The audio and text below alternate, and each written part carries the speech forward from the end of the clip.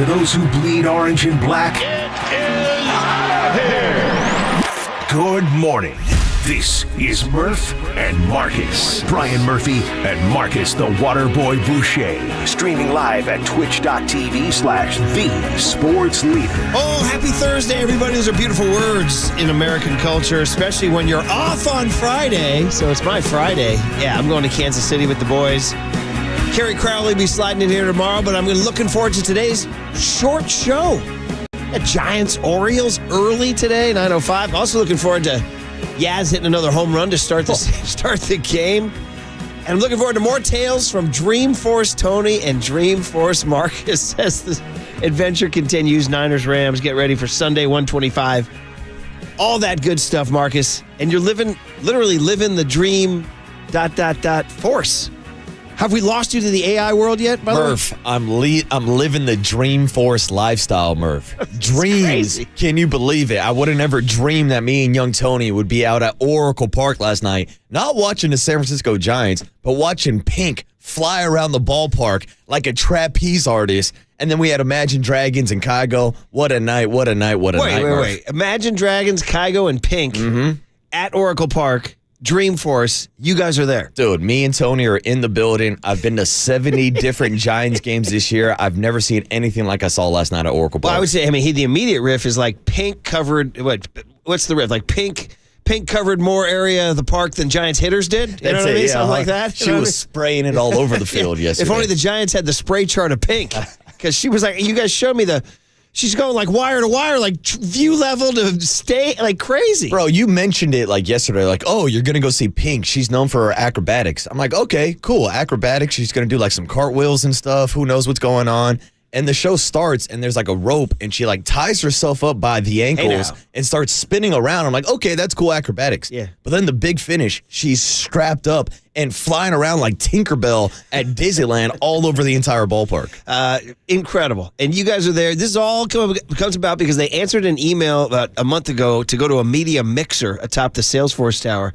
Now these guys are living. I'm still waiting for you guys to meet what do they call them? Angel investors? Those guys who like give you like $100 billion to start. You just write you a check. I like you two guys. I'm giving you $100 million. Go start a company. Yeah, we're looking for a small loan, Murph. Just a small loan. You guys are going to meet so it's over or? No, today is day 3 of Dreamfest. Clear your schedules. We got Mark Cuban today at 2 and John Mulaney at 3. Okay, but if you guys don't have an angel investor and $100 million by the end of today, you guys are failures, all right? And then wait a minute, we buried the lead, McConaughey. All right. AI. Got to see Matthew McConaughey twice yesterday. What? One time at the actual Dreamforce convention, and then he was out at the ballpark yesterday. In between the musical acts, he came on stage and gave a speech about the Benioff Hospital. This is incredible. Asking for donations. So McConaughey's a damn near local now. Dude, McConaughey was a superstar, bro. We pulled up to the event probably an hour early. There was a line out the door. They had to stop people from entering because so many people wanted to go see Matthew McConaughey. The pull of a McConaughey. Dude, we got shoved off to the AMC theaters.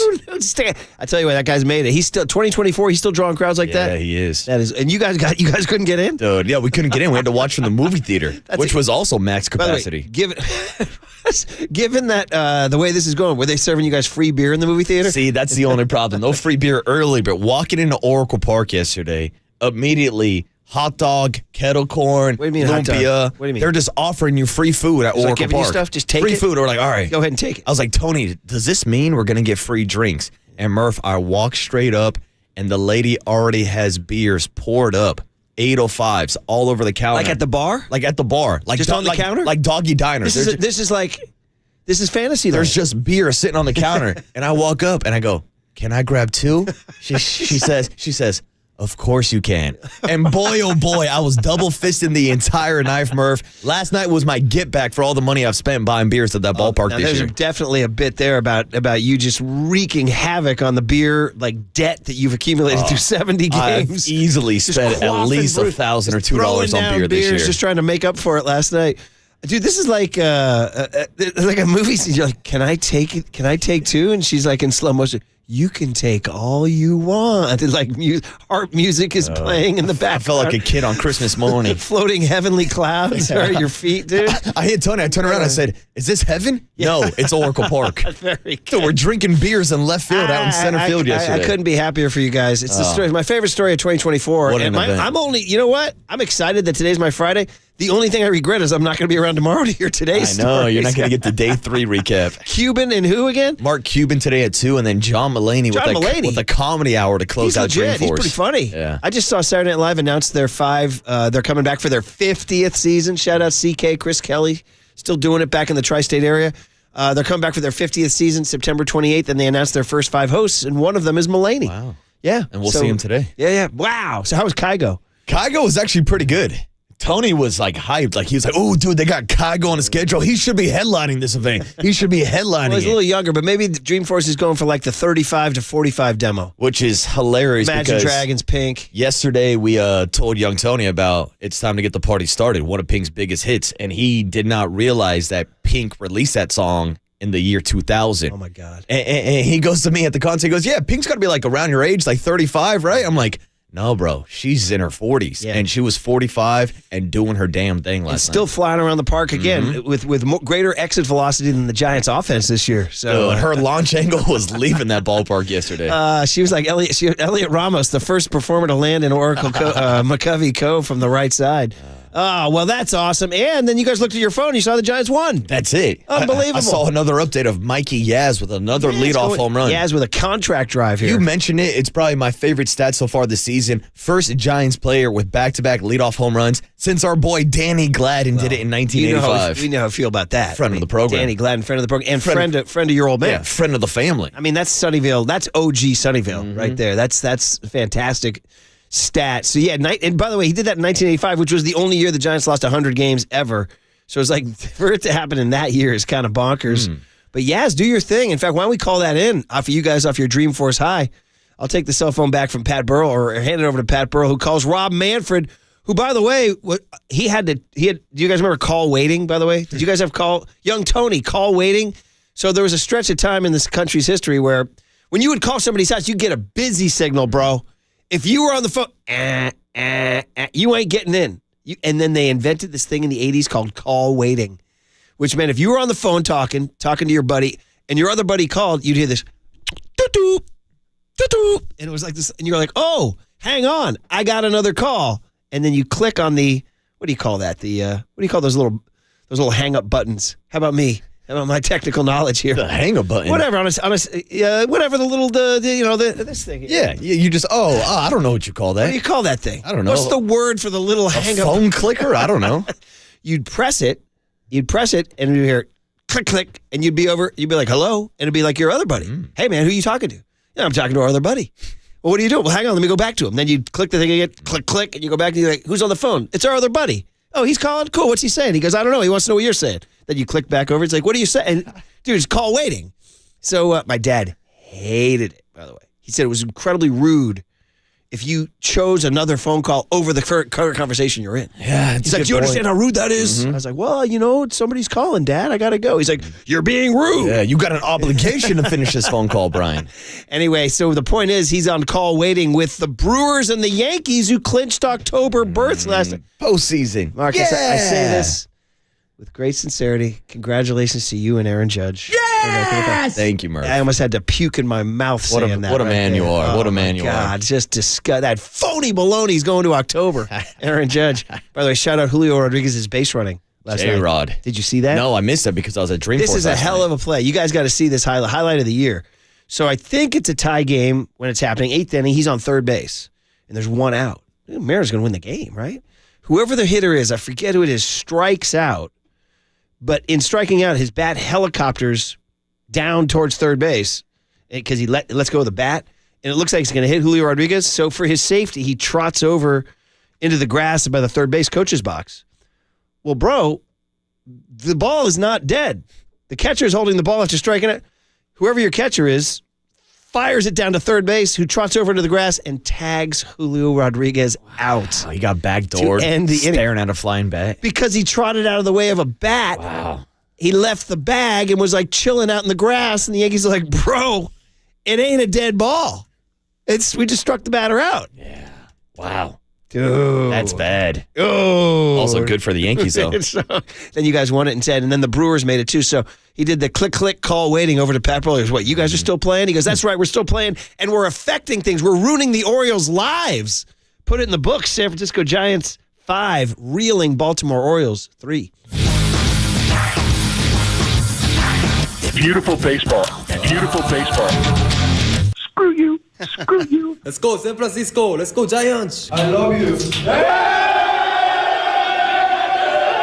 hey, say Willie, that Giants kid is great. I like that. Thank you very much. Enjoyed it. I'm going to miss that when it's gone. We cling to it. Getting melancholy, guys. Final week. That's why I'm going to Kansas City to see these boys. Who knows? Maybe they finish a sweep today at 10:05. Logan Webb gets the ball today. That's it. Webby's on the bump. Against Zach Eflin. So the Orioles, obviously, fighting, kicking, and screaming, are going to put up a fight today at 10:05 first pitch. But the strobe light made it out to Baltimore, where Mike Yastrzemski did something that's only happened 4 times in the history of this franchise, and a franchise that goes back to 1883, hit back-to-back leadoff home runs in back-to-back games. Last guy to do it, Danny Gladden, 1985. So Mike Yastrzemski in his old city, kind of, minor league Oriole, number 17. And then the other left-handed slugger, who knows what his future holds, but he put up number 17 last night, Mike Conforto. All right. Oops. All right, let's get going. We got a lot of fun stuff to get to. We got a guest list, and we got a short show. So we better dive in. We better cram a lot of stuff in quickly. We better get to running like Julio Rodriguez almost run into his dugout yesterday. I'm seeing this clip right now. That's a tough thing. That's a bad look for in Julio. Late September in a pennant race, that's dude. Bad. Ouch. On KNBR 104.5 and 680, the Sports Leader.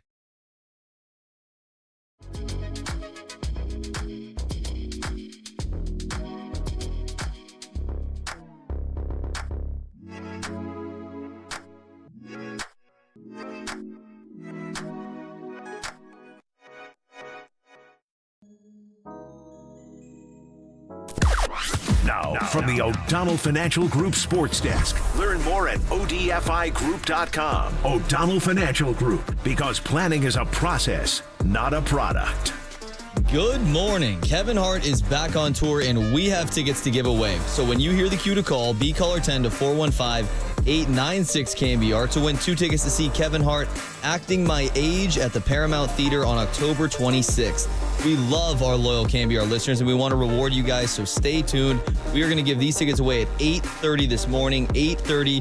It is all furnished by Live Nation, and you can find official rules on KNBR.com.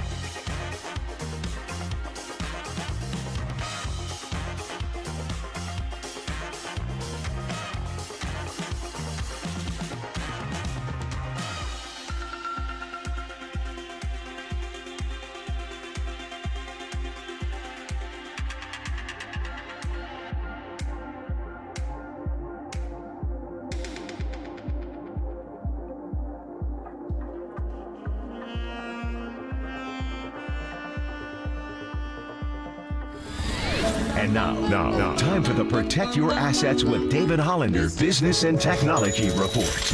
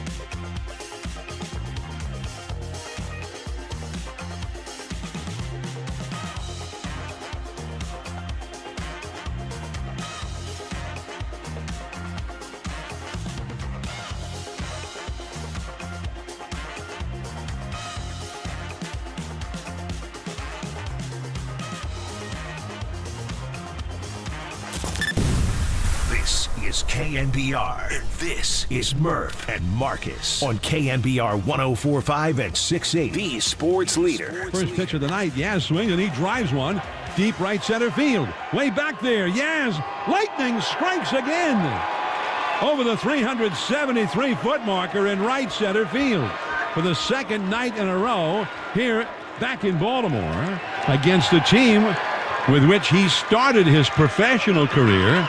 Yastrzemski has homered again. Mike Yastrzemski, leadoff home run, back-to-back games. Hadn't been done since 1985. Only the fourth time it's ever been done by a Giant. Wow. Pretty impressive. Only the fourth time ever. Whitey Lockman, Bobby Bonds, Dan Gladden, and Mike Yastrzemski. Wow. That's your list. Love it. Dave Fleming, John Miller. Love the post-game wrap. Hey, you got to cling to these games, man. We only got a week and a couple more days. I'm getting melancholy. Gonna miss it. As much as they anger us with their lack of hitting with runners in scoring position, I will miss it mightily when it's gone. Although Casey Schmidt got a knock last night. When you guys were dancing to Kygo, who we're hearing right now, it's going to be a Kygo Pink Imagine Dragons Thursday after Marcus and Tony continued their Dreamforce escapade. By the way, P1 Chuck came in. You guys seen the movie The Internship where Vince Vaughn? That's you guys right That's now. us, yeah. That's you guys. That's us crashing a party trying to figure out what the hell we're doing hanging out with all these techies. So what did you think of the Kygo set?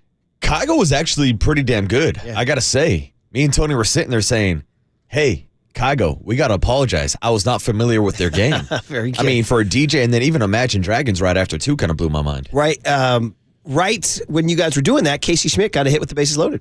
A 2-run single. How about Casey coming through How clutch? about that? It was a hard ground ball just under the glove of a diving third baseman to his left. So, but he came through and the Giants get that win. One of our stories today, because it is a short show today, and of course we'll get into the Niners for sure, but the Giants and the Farhan stuff is just continuing to be the noise. I wound up jock blogging about it to contribute to the noise, don't you know? Because I was like, there's just so much static out there. It started with the Shea report that the contract's only through 25. And then you have Baggerly's report Sunday night, Monday morning that Buster Posey ownership got frustrated. Go look at that. I went back and reread the Baggerly's. There's some key language in that story. They got frustrated with Farhan, and Posey stepped in. Then you had Shea and Slusser firing back, saying that's not entirely true. But in the same story, they also said Farhan's on the hot seat and ownership's taking a hard look at him. Mm-hmm. Yeah, Tim Kawakami, who made his new move to the SF Standard. Shout out TK, making moves, doing his thing. He wrote a column, I'll just give you the headline, why these are probably the last days of the Farhan Zaidi era. So he's like, I mean, he gets into it deeply, reasonably, and I was like, yeah, I mean, guys, usually when there's this much noise, I got to give credit to Jack Loader or Michael Connell or Austin Scott, whoever wrote the headline on my jock blog. They said, where there's smoke, there's somebody fired. I was like, that's kind of clever. Yeah, not bad by the digital boys. So, I mean, you know, that's where we're at right now. It's getting noisy. I mean, they won 2 games. What if they rip off 10 in a row to finish the season? I don't know if that really matters. I don't know. Or do they somehow just ignore the noise? The Niners have a big sign in their locker room that says ignore the noise. Do they just ignore the noise and say, listen, because I wrote this in the blog. I'm like, if Farhan's going to plead for mercy, he's going to say, Blake Snell's injury derailed us. Jorge Soler's unexpected collapse derailed us. And look what I brought you in Hayden Birdsong, who looked good last night. 5 2/3. He looked pretty darn good. Hayden Birdsong, Tyler Fitzgerald, Elliot Ramos, and why am I blanking? Patrick Bailey, Kyle Harrison, Ryan Walker. All and then obviously Bryce Eldridge. Yeah, and then you look at the farm system, you look at Reggie Crawford and Eldridge and Wisenhunt and all the guys on the farm system right now, which, again, is the big reason to me why he even got the contract extension in the first place. Right. So here's the deal. We're going to revisit Andy Baggerly's hit with us yesterday because it came at the end of the show. And when things happen at the end of the show, we just sign off and then we go. And we got to revisit some of the stuff he said. So, yeah, he went back and defended his story, said, everything he reported was accurate, whatever. That's between Shea, Slusser, and him. I always love a good media press box fight. But here's when he talked about the actual job security of Farhan Zaidi. Cut E, Tony, about ownership and Farhan. Well, I would say that I think that they're taking a hard look at it. And I don't know if they've made up their mind already, either to bring him back next year or not. We know what the contract situation is, and I really don't think that has much bearing in what their decision would be. I think if they feel it's the right thing to move in a different direction, or they feel that someone else would be a better sort of cultural fit, then that's the move they're going to make. I think there also is a lot of respect for Farhan. He's a brilliant guy. He really is, and I know he gets pilloried. And it's like Greg Papa was saying, he's the most hated executive in sports Bay Area history or whatever. And I understand that the opinions are pretty strong, and I hope he doesn't spend a lot of time on social media because it'd be pretty bad for your mental health. Yeah, we talked about this yesterday. Nobody's doubting the fact that the guy is smart, sharp cookie. We definitely know that. I think our big thing is how he tries to win in the margins. We just talked about this off the air, bring it on the air. I was looking at the scores from last night, and the Yankees clinched a playoff spot, and I was looking at the wild card standings like, well, the Orioles are 4 up. They're probably going to make it. Then I looked at the Royals. They're kind of fighting, but they're in good spot. Number 2, the Twins are number 3. Then we were like, man, look at the Detroit Tigers. They're 80 and 73. Scott Harris's Detroit Tigers. They don't have much of a lineup. Then I look down at the Red Sox. I go, look at the Red Sox, 76 and 76. They're so dull. I went back there this August, right? Mm-hmm. And I told you, I said I felt like I was watching the Farhan Red Sox. Like it was like all these kind of no-name moving parts guys, no stars, although they do have Devers, obviously. Yeah. And Jaron Duran's a pretty good player. But anyway, I was talking to Peter from Amici's, Peter Cooperstein, who founded Amici's, had a great line. We were in the Amici suite because he's a Bostonian. He's a guy from Boston. He's got the accent and everything. He goes, the Red Sox, we used to want to be the Yankees. And that led to those great rivalries. We went for it. He goes, now we want to be the Rays. The Red Sox want to be the Rays. I was like, that's a great line. Because in the early 00s, when they called the Yankees the evil empire, they went for it, right? Yeah. They had all their stars going for it. They were spending money. And now they're trying to win by transactions, yes. Mm-hmm. Which is why they traded away Mookie Betts. Which is why they're really failing to do anything over the last couple seasons since they made that shift with the front office. And look, the Rays, credit to them.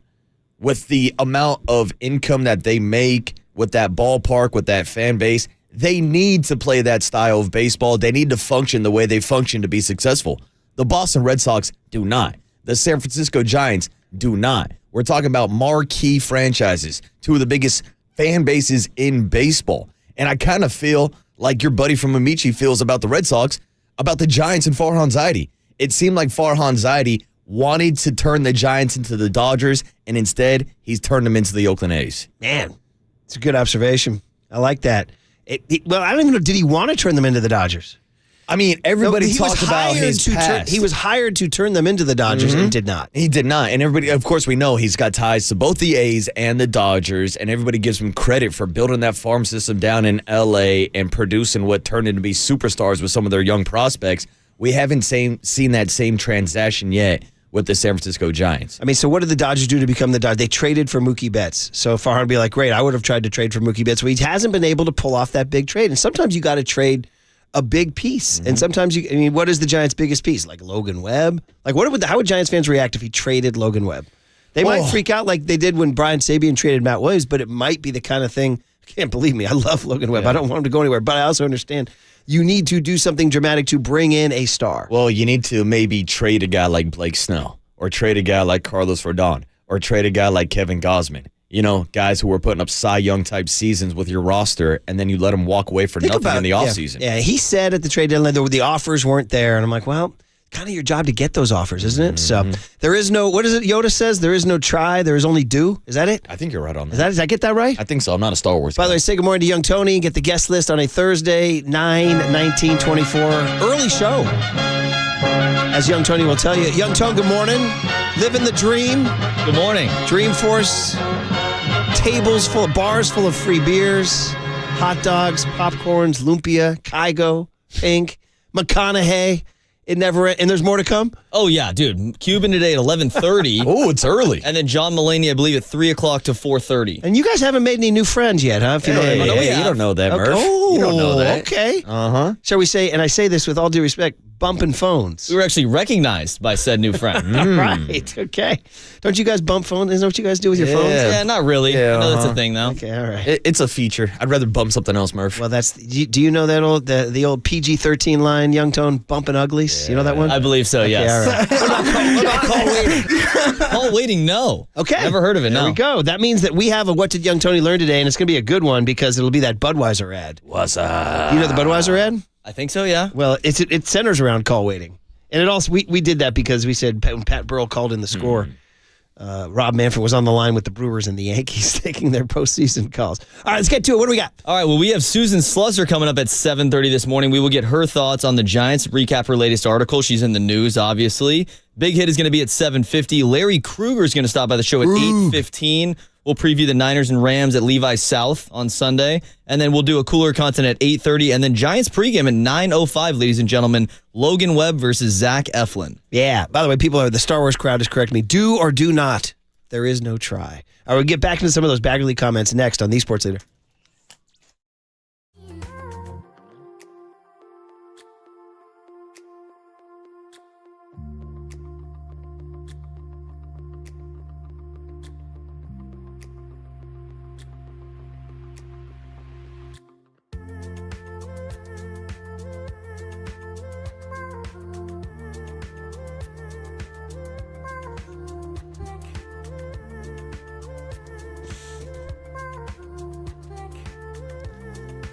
Bright and early on a Thursday morning, Steve Moskowitz calling in because he wants to help you. He wants to help you. What happens when you can't pay your taxes, Steve? What can you do? A lot. And we have a free consultation where I'll explain all that to you. You know, I've watched this ruin people's lives, marriages, businesses, and it doesn't have to be. This is a solvable problem. This is something we can do. And the bottom line is we want to do this for you. And we want to do everything for you. We'll explain the whole process to you. We'll explain all the solutions to you. And for example, maybe just pay part and they forgive the rest, or pay in monthly installments that you can afford, not what some IRS agent says you can pay, or have them forgive the penalties, or have them leave you alone until you're back on your feet, or take the taxes off of you and put it where it belongs, on your ex-spouse or ex-business partner.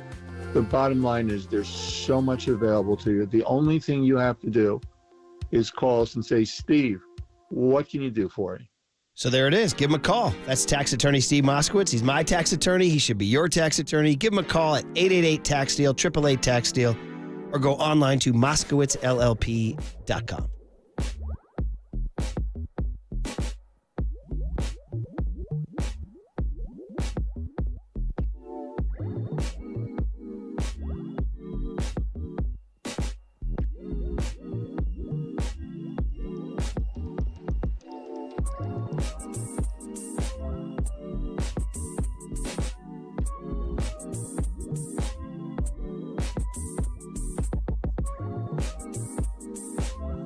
Never too early to talk about River Islands, the good people at River Islands, the beautiful community, the families that are growing up out there in Lathrop, Northern California's fastest growing master plan community. You know the deal. I've been out there.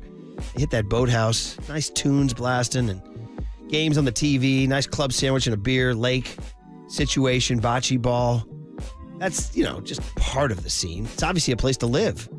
River Islands has a tradition of welcoming quality home builders who offer a wide variety of home styles, size, and prices.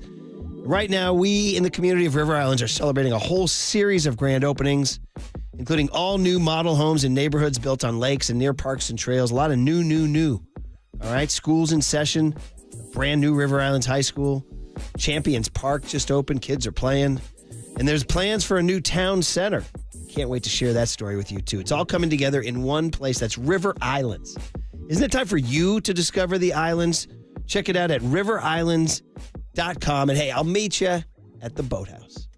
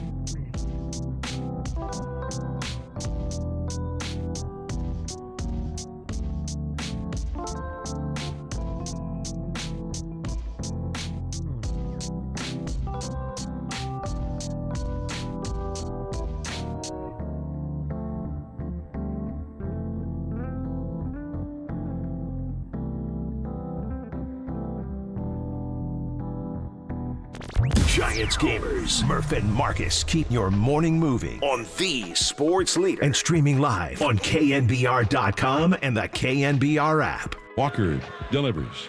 Swing on a hard ground ball. One hop to second. Walton backhands it and throws him out at first. The Giants, for the second night in a row, continue the miseries of the Orioles here in Baltimore. The Giants have won 2 straight games, with Logan Webb set to go here tomorrow. Final score, the Giants 5 and the Orioles 3. Hey, John Miller back in his old stamping grounds. I always thought it was stomping. I think it's stamping grounds, technically. Is it? I think so, isn't it? I believe so. Am I right? Well, it's champing at the bit, not chomping at the bit. Yeah, you're the English major here, Murph. Well, English major gets stuff wrong all the time. Let me just briefly check on that. Stamping grounds are technically it's stomping grounds. Yeah. No, and what? Plural is stamping. Is it? Google actually has a question. Is it stomping grounds or stamping grounds? Up until about 20 or 30 years ago, stamping ground ruled the roost overwhelmingly.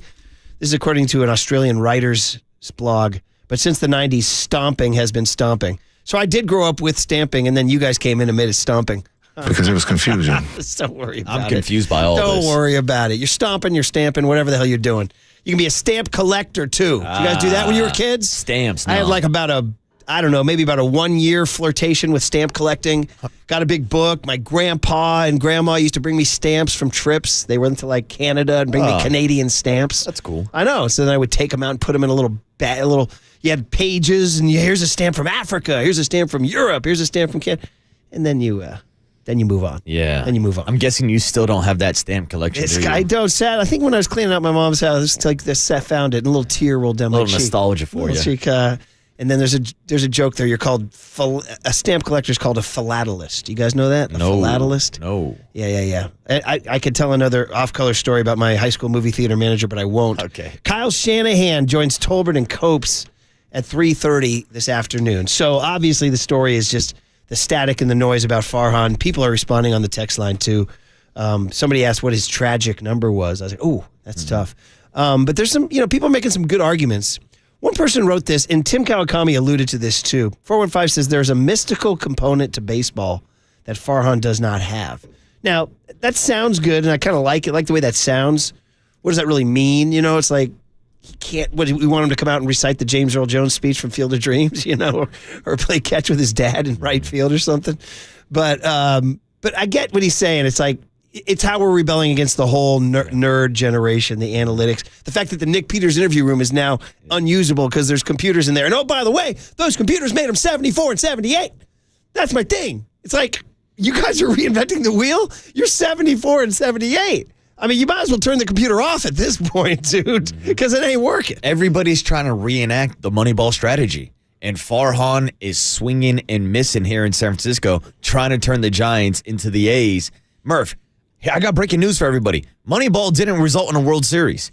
I know it's glorified because Brad Pitt was out here playing your boy Billy Bean in a movie, but let's be realistic. People act like Moneyball changed the world. Well, guess what? Everybody else caught up to the Moneyball strategy, and now you're seeing teams struggle across the league trying to reinvent the wheel. It's like everything changes. We talked about how the NFL passing numbers are down this year because when everybody reacted by getting speedy, light linebackers to cover slot receivers, we'll just run the ball at you now. We'll put a fullback in the backfield. Yeah, so the baseball has sort of reacted back against the Moneyball. Oh, you need stars, turns out. And that's been one of my biggest issues with the analytical approach. Because we talk about the Giants and leaving runners in scoring position, or as you like to say, runners in stranded position so often. And we talk about the lack of situational hitting. Well, to me, analytics don't take into account in-game situations. They get the numbers, they get the printout before the game starts. So instead of coaching with your gut, instead of, actually watching the game and reacting to in-game situations, they're going with the spreadsheet of what they were told before the game even started. And the kids, they just truly are not, they're truly not playing the game. And again, they're just going old head here, man. Get them on, get them over, get them in. Get a runner on second, move them over to third with a ground ball to the right side. All that drives me. That's the thing that drives me. Even small ball. They bunted last night. Yeah. First and second when you guys were at Kygo, Pink, and Imagine Dragons. And by the way, shout out Pink on the rejoin there, right? So we're going to... No, what's that, Young Tom? That was more Kygo. Oh, that was more Kygo. I'm sorry. My bad. Stargazing with Justin Gesso, who was there live in person and actually crushed it. Great stage presence. Raised my hand to the scorer's table. You know what's funny is I was listening to it. I was like, well, I would expect it to be Pink because I thought he was going to rotate. But I was like, it doesn't sound like Pink, but I'm just going to go ahead and call it Pink. No, it's Kygo. Are you going to go Kygo in the 6A, Pink in the 7A? We'll be mixing it up. I'm going to go in order in which it happened. That's why I thought Pink was next. No, we got to play a couple of Kygo bangers. Okay. We got 4 hours to cover here, Murph. 6-5, okay, we need to address this other one here. And that is, there's a theory, they say, okay, and I saw Kawakami floated this, and I've heard other people say this. Maybe you don't remove Farhan because he is bright, and he does find Mike Yastrzemski, who hit his 17th home run last night. Maybe you bring in somebody to oversee him and make him the number 2. Like that kind of thing. And 650 addresses this on a good text on the Golden State Lumber and Building Materials text line. He says, being the Giants' president of baseball operations is not a human right. I don't want to hear about half measures like, how about bring Farhan back and have Billy Owens, the highly regarded executive over in Oakland, and Buster Posey babysit him. That's ridiculous. That has been floated. Like Buster as the number 1, Farhan as the number 2. I mean, that kind of thing. That idea is out there, and I think if that's the case, I would lean more towards Farhan staying for one more year so that Buster kind of has a year to kind of shadow Farhan, see what he's doing, and figure out everything from that side and that perspective. By the way, the person who wrote the mystical text wrote back, 415, and explained it, said, no, it's about seeing things in players that don't relate to numbers. I'll buy that, 415, big time. Which is called scouting, right? And they just fired 4 scouts. Yeah, and scouts are being cut across the league. 408 says, guys, Moneyball is based on skimping payroll. So what are we doing here? 209 says, the Farhan era has taken the fun out of my favorite game. Now, that's a big one. People say, where's the Giants' kind of swag or energy when they're kind of moving parts and here and there and you don't know what's going on? Like, that's why this year was a little more appealing because Chapman and Jung-Hoo Lee were supposed to be the everyday guys.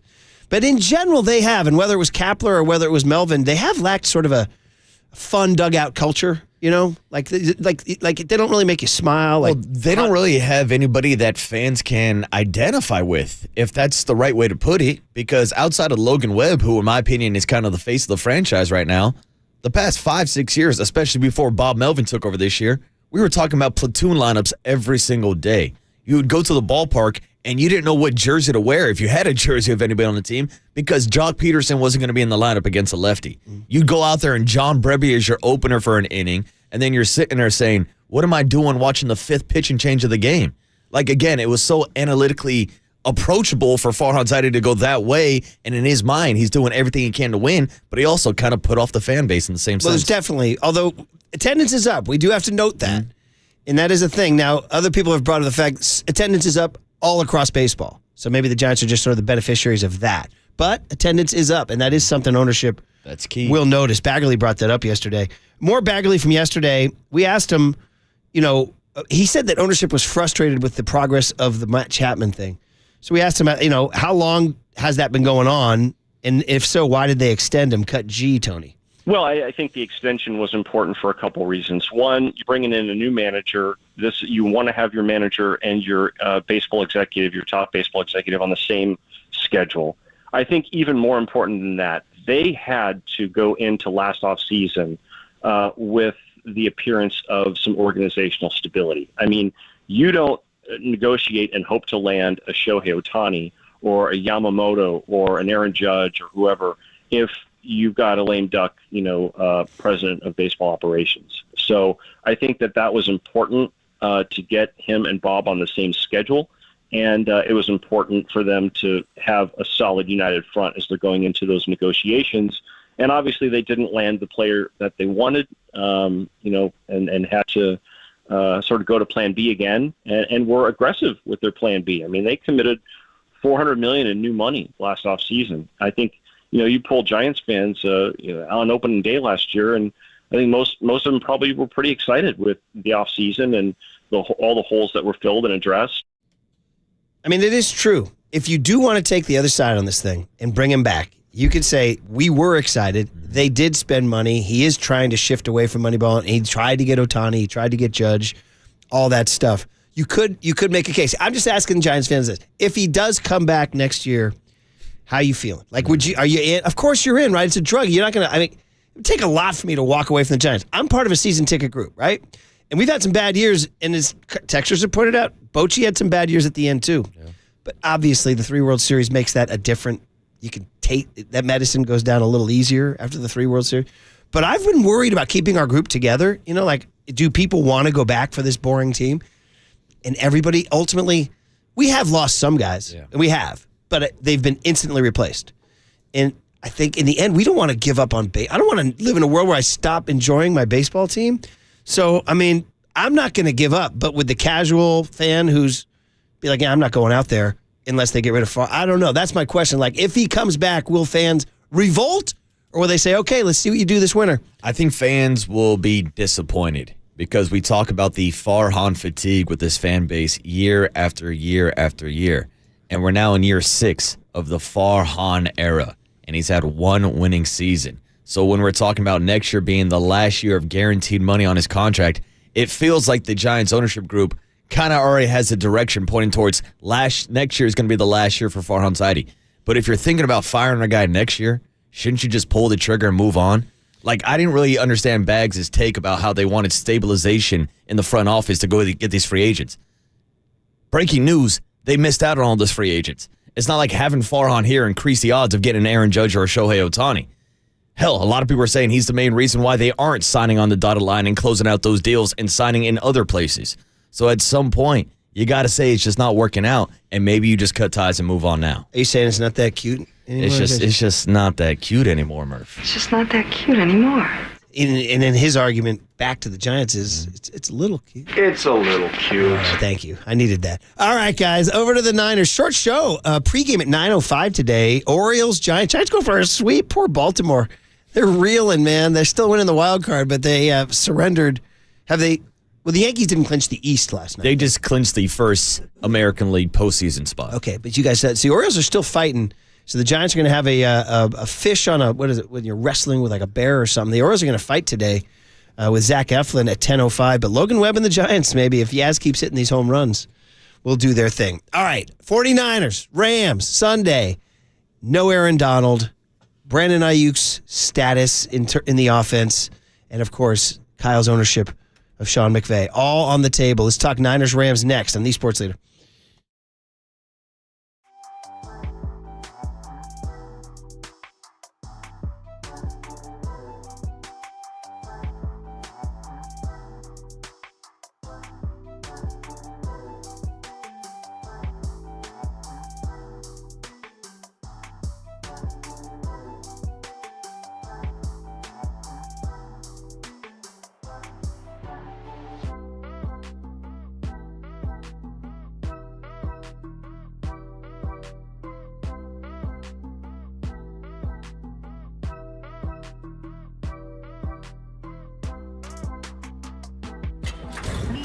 From the Chilton Auto Body Traffic Desk.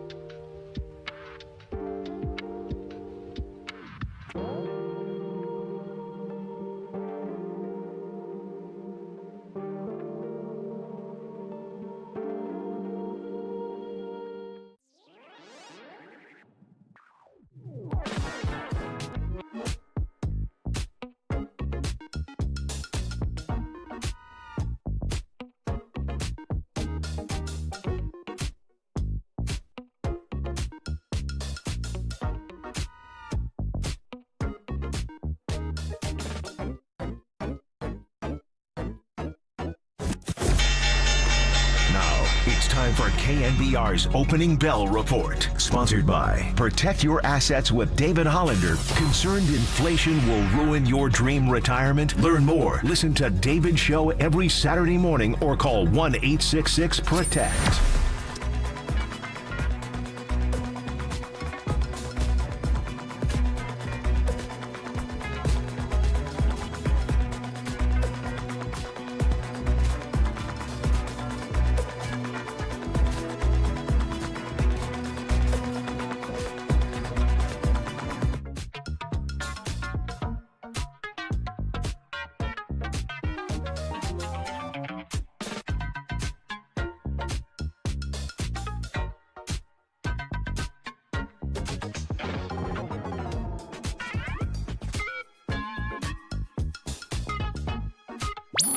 Murph and Marcus continue live from the KNBR Casino Matrix Progressive Jackpot Studios. Casino Matrix. Progressive jackpots are here. Where are you? Just drop in. Please play responsibly. 1-800-GAMBLER. Into a bunch formation. Kittle in line left. They hop the back. Mason left.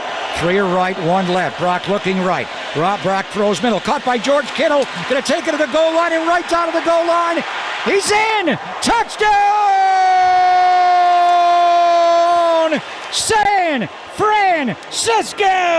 There it is. Greg Papa getting ready for Sunday. Now, Kygo Hour continues. Here we go. Young Tony and Marcus, my favorite story of 2024, have somehow been sucked into the AI tech world of Dreamforce. People think that they are like AI movers and shakers.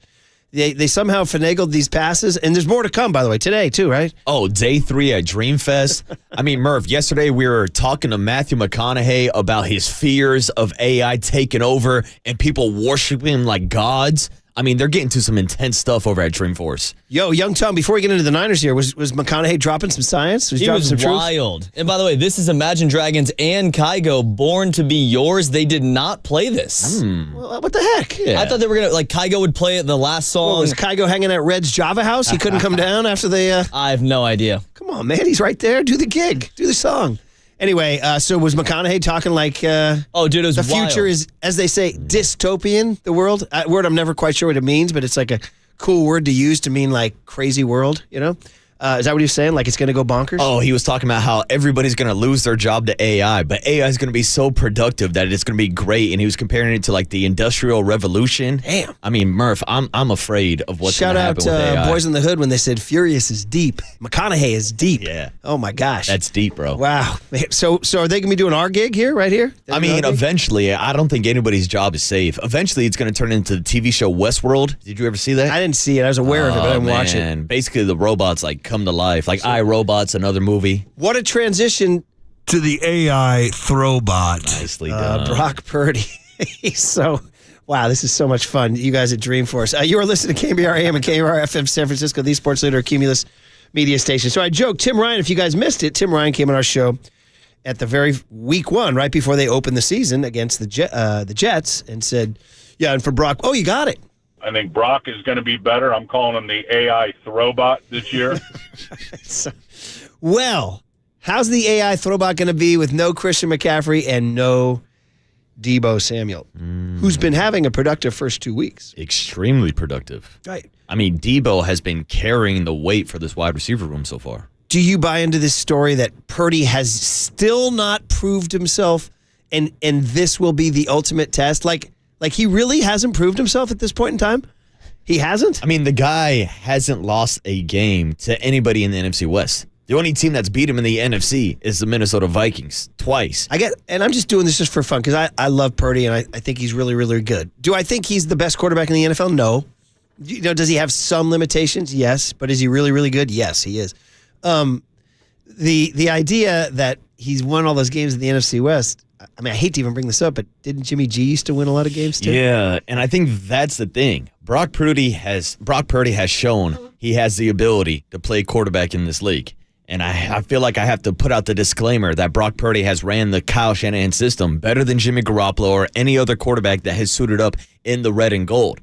But I think the critics out there are saying he doesn't deserve $60 million. Now, deserve is a interesting way to look at it because I didn't think Daniel Jones deserved $40 million. Hell, when Jimmy Garoppolo was the highest paid quarterback in the league, I didn't think he deserved $25 million.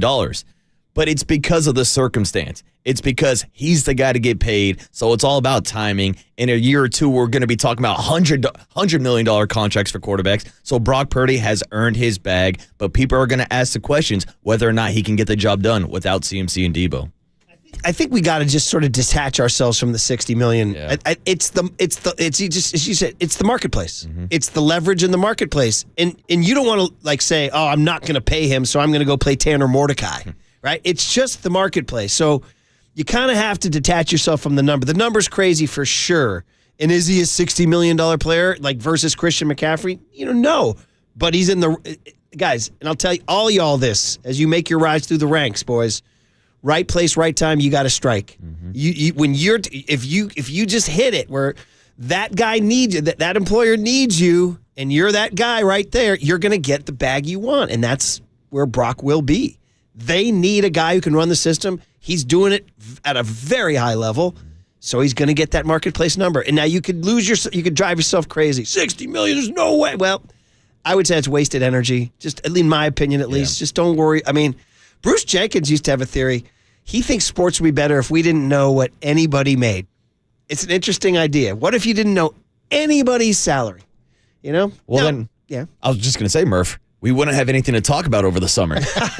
We're too busy talking about Brandon Ayuk's contract and Trent Williams. Now, this is before like the salary cap. You kind of have to know in some circumstances because if you have a favorite team, you need to know how they're putting that roster together under the cap. So, I mean, you kind of have to know. Like $60 million for Brock is going to eat up a lot of cap, right? So you kind of have to know if you're going to be a sports fan. Yeah, now let's play devil advocate. Is there any way that the season could be derailed? I mean, it's already off to kind of a shaky start. Is there any scenario where Brock Purdy doesn't live up to the hype and maybe they don't think about giving him that long-term contract? If you've listened, I've hinted at that during the summer. I don't want to go all the way there because it's kind of a radical take that somehow Purdy flames out and they want to move on from him at the end of the year. But like on that grease board of possibilities, it's like way down at the bottom. It's on there like, what if? You got to prepare for everything. Yeah, and I do think there's a scenario if this season does go downhill. Again, we're 2 games into the season. Let's not overreact because they lost to Sam Darnold and the Minnesota Vikings on the road. But if there is a chance where they go off rails, I think they could maybe kick the can a little bit, franchise tag Brock Purdy, just like we saw happen with Kirk Cousins for a couple of years, and then figure out everything later. Yeah. But if he goes out and puts up anything close to the same season he did last year, he's going to get paid. I think he's looked really good the first 2 weeks. I do. Again, he doesn't have McCaffrey right now, and he looked, they ran the ball against the Jets, but I looked at a number of good balls he threw. Now, the 2 turnovers were tough. But again, that game against Minnesota, it's a reasonable loss. It really is. I mean, I don't mean to, excuse. You're supposed to win every game you play. I think they should win Sunday. Now, we'll see, Brian and Bobby's best bets. Which, by the way, for you Hardo P1s that love us, thank you. Since I'm off tomorrow, going off with the dream trip to Kansas City. But it's our 30th dream trip, by the way. 30. Wow. More than Young Tony's Congratulations. been alive, dude. You've taken more dream trips than Young Tony, but at least Young Tony got the Dream Fest. Yeah, that's right. He's like, call me when you get to Dream Fest. How many Dream Fests do you have in your bag, Murph? Call me when you see Pink's exit velocity around Oracle Park. Yeah. I was going to say, I will not be here tomorrow, but we are going to record Brian and Bobby's Best Bets. In fact, we should tell everybody before we get to this Purdy sound what's going on, because it's a new, as I said in Star Trek, a new frontier here in KNBR Radio. I mean, the afternoon crowd knows this now, if you're a hardo, that when we go to Giants baseball, KNBR personalities don't leave the air. They go to YouTube. Well, technically, they do go off air because it is the off-air podcast, but it's stream only on YouTube. So it's called the off-air podcast? It's called the off-air podcast. So maybe I should say they go off air. Yeah. All right. So you watch us on YouTube. Yeah. And this is our first foray because we have our first morning game where the Giants pregame starts at 9:05. We'll finish up the Diamond Notes and everything around 9:25. And then at that point, we're going to be on YouTube for the next half hour. Wow. Is that where we can swear? Uncensored. Oh, boy. That's the thing about being off air, Murph. I got kids. If you've ever thought about seeing or hearing Brian Murphy cuss, tune in today at 9:30 on the off air podcast. Should I cuss? I think you should. So I'll be like, look at this effing guy. Somebody, maybe a coworker walks by from the window we don't like. Look at that effing guy. Mm-hmm. I try to avoid that effing guy every time I see this him. is like getting a chance to like hear like Mr. Rogers cuss. Like Murph is like guaranteed like Mr. Squeaky Clean on the radio to get him loose and off air. Man, oh man, it's going to be a good time. Anyway, no joke. We will be on YouTube, and then will young Tony and John Joe be there too? Oh, hell yeah. We'll put everybody on. Do we give the tease right now that that's in the studio where I prep for the show? And I went in today to find 2 freaking uneaten taquitos and some sauce. Who's leaving taquitos in the studio? On a paper plate in my workspace. No food in the studio. Dude, that's literally the name of our league. Mm-hmm. Come on, man. Out here eating taquitos. Anyway, it's disgusting. Anyway, so that's where we'll be. Back to Kyle Shanahan and Brock Purdy. So this Sunday, I don't know, maybe Brian and Bobby's best bets will touch the Rams game. Ooh, maybe, Murph. Maybe. That's a big spread, though. Even with all the injuries, 7.5 over a division opponent. Now, the 49ers are on a 5-game winning streak against the Rams. They've won 9 out of the last 11 matchups. It seems like Kyle Shanahan has Sean McVay's number. And also, Aaron Donald is no longer on the field. So, yeah, I think the 49ers win. It feels like a bounce-back game for them. But 7.5 in a division game always scares me. ESPN this morning has it down to 7. Ooh, okay, ESPN moving up and down. Does it make you feel different? A touchdown spread is a lot. I'd try to get that number under 7 if I am going to bet the Niners. No Cooper Kupp, no Puka Nacua. All right. So here's Shanahan about Brock Purdy. Is he going to have to try to do too much without McCaffrey and Debo? Yeah. We never asked Brock to really do too much. We asked him to do the play that's called. If nothing's there, what are your options after that? You scramble, you throw things away. Sometimes you take a sack. Things you always try to do is not turn it over, but nothing really changes when you're missing guys. Game plan can sometimes change, but not what you ask the quarterback to do. What do you guys expect out of Juwan Jennings this weekend?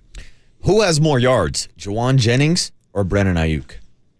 I'm going to say top of my head Jennings, but I'll look it up. No, I'm asking who's going to have the bigger game this weekend.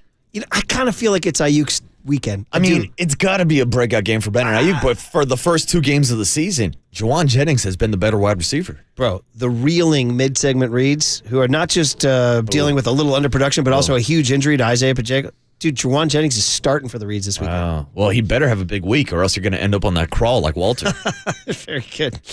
I have a feeling I might be on the crawl at some point this year. Oh, I can't wait. I'm just going to have to wear it, guys. I'm just going to have to wear it. Here you go. Niners statistics in receiving yards here. I'm going to give it to you right now, buddy. Can't find it right now, but I think... Here, I'll give it to you as soon as I got to say, first 2 games of the season, Juwan Jennings has more than Brandon Ayuk. I mean, we're talking about Ayuk only having 40 yards per game. I have it for you right now. Juwan Jennings, 101. Ayuk, 71. Yeah. There it is. Mm-hmm. Yeah. 3rd and Juwan. So what do you think? Give me a reasonable Ayuk number this weekend. I think Ayuk finally gets over the Brian Murphy over-under line. We've been setting it at 4.5 catches, around 50 yards. That's 55. Yeah, I think this is a game where you're going to have to increase the targets to Brandon Ayuk. Definitely. Both games, he's only been targeted 5 times. We mentioned the other 30 million wide receivers who get 10 targets per game. I'd like to see Brandon Ayuk 7 catches, 87 yards, and a tutty. 87, touchdown. Reasonable. Mm-hmm. How about Jennings? I think Juwan is going to move the chains. I'd say he has 5 to 6 catches, 60 yards, and it has a productive game. That's all right. So right now, in terms of targets, Debo leads by a lot, 19 targets. George Kittle has 13. Maybe Kittle's the guy who goes off. Ayuk has 10 and Jennings has 9. Juszczyk has 8. What do we? Our guy Kyle, our player of the week, is he gonna do anything? Here's Shanahan on: does he have fewer plays available without CMC and Debo? Yeah, I'd say. I mean, we saw the same amount of plays, just somewhat different styles of plays, different people in different spots. You eliminate some special things that you would only do for those guys, but the number doesn't change. Just there's things those guys do very well, nothing the other guys can't do. But there's kind of different percentages on how much you call them and things like that. Shouldn't Jordan Mason have a monster game? He should, if he's rested and ready to go. I mean, the 49ers had success run the ball last year against the Rams with Aaron Donald on the field. I don't know what their plan is to slow down this Kyle Shanahan rusting system. With the defense they have this year, that's not looking good at all. I mean, we're talking about an 0-2 ball club, a team that's getting ran on left and right by teams like the Arizona Cardinals. Jordan Mason seems like he's in line for another big game. I think the only question is, can he handle this workload week in and week out when he's already reached a career high in carries this season? He's going to have to. He's young. He's strong. It's the NFL. He's getting, this is his moment. This is his time. Go do it, kid. take your 25 totes and go and just keep running. But, as the season goes on, 17 weeks. And like he can't be out there every single play, I would imagine. And that's why we saw week one, Deebo Samuel had 8 carries. I know. So is it Garendo? I mean, we saw 1 carry from Garendo. And he didn't read it right. Then they gave him it's like, dude, you got to give him another chance. Yeah. You know what I mean? Sue, somebody's got to pick up some of those carries, whether it's Juice, whether it's Use Check. Garendo, bro, seize the moment. Yeah. Carpe freaking diem. You know that one kid, Carpe diem? You know that one? Yeah. Look at you, buddy. Yeah. Dead Poet Society, you down with that? No. Okay. Good one. Good one. Robin Williams. We already got the young Tony today. Call waiting when the Budweiser ad. And finally, Shanahan on the importance of the game. The Rams are 0-2. The Niners are 1. Rams go to 0-3 without, and they say Cup's going to be out for a while. So here's Shanahan on the game. You always want to give teams no light. I mean, when teams are back or against the wall, which both teams in that situation, both teams want to come out aggressive and hard and give neither side of the ball any light. When you do have a situation like we do when we go there and how we have so many fans show up, that's only cool if you play real well. If you play real well and can kind of control the game, then it gets real fun. If not, then it's twice as disappointing. I like this. Don't give them any light. Snuff them out. No light at all. And Murph, I want to make sure to clarify 512 hitting us up on the Golden State Lumber and Building Materials text line asking, how are the 49ers on a 5-game winning streak when they lost the last game against the Rams last year? I want to clarify, it's a 5-game winning streak in L.A. down at SoFi South. Wow. And that's not including the NFC Championship. That is correct, yeah, because when you do those things, those are actually regular season stats, believe it or not. And it's kind of weird. Playoff stats don't count. I know, it's odd. Remember Steph in the NBA, the play-in game doesn't count? Like it doesn't exist anywhere? Like it's nowhere in the stat books? It's kind of crazy. So anyway, well, listen, more Niner talk with Larry Krueger at 8:15. And then tomorrow, you and Kerry Crowley will break it down with your boy John Lynch at 8 a.m. That'll be awesome. All right, as we get ready for Susan Slusser at 7:30, back to last night, Hayden Birdsong, Casey Schmidt, some young people doing their things. Does that give you any hope? We'll get into that next on The Sports Leader. You always want to give teams no light.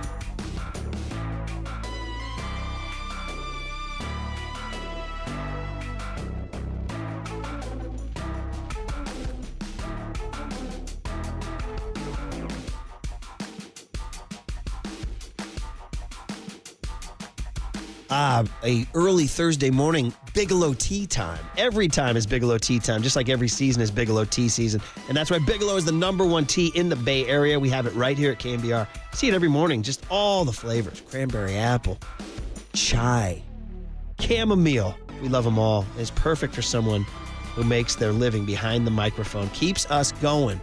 Bigelow tea right here at KNBR. We got it, baby. So we urge you to do what we do. Grab a mug full of your favorite Bigelow tea and tea proudly. From the Chilton Auto Body Traffic Desk.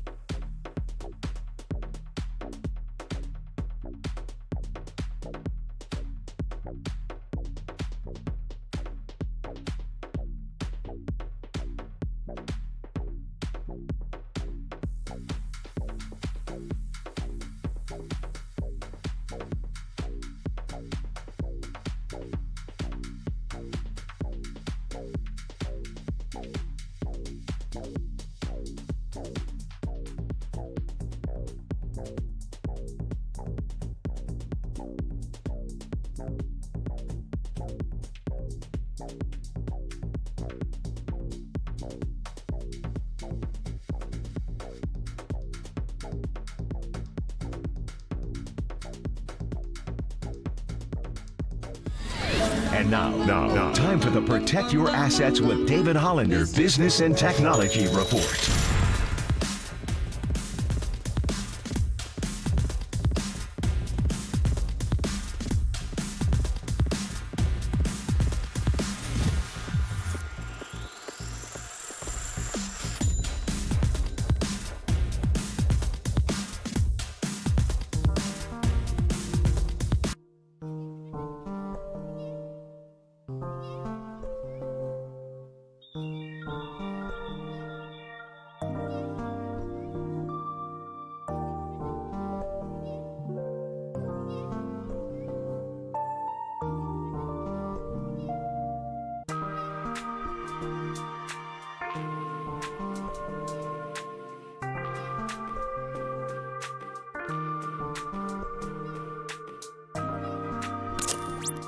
And Marcus keep rolling on the sports leader and streaming live on YouTube at KNBR 1045. 2nd and 4 Niners there. They're inside the Toyota red zone. They got to score a touchdown here, down 20-7. Toss to Mason coming right. Cut back, run 5. Touchdown! San Francisco! Mason Madness behind a Kittle combo block that was absolutely ridiculous. George blocks 2 guys. He helps McKivitz on the DN, down blocking, and then is able to kick out and get on the linebacker, Cashman, and J.P. Mason is untouched for a house call. What a drive. There it is in Minnesota when the Niners were climbing back in. J.P. Mason running behind George Kittle. We need to talk about this. Like, if you guys accept that, I think George Kittle's going to the Pro Football Hall of Fame. It's kind of amazing. It feels like he's on that track, right? I mean, he just achieved a stat in terms of catches and number of games that's on the short list with like your Tony Gonzalez's and guys like that. It's like, bro, you're kind of in, and you have to think about him as a blocker too. Oh, absolutely. He's an incredible blocker, and there's no easy stat for that.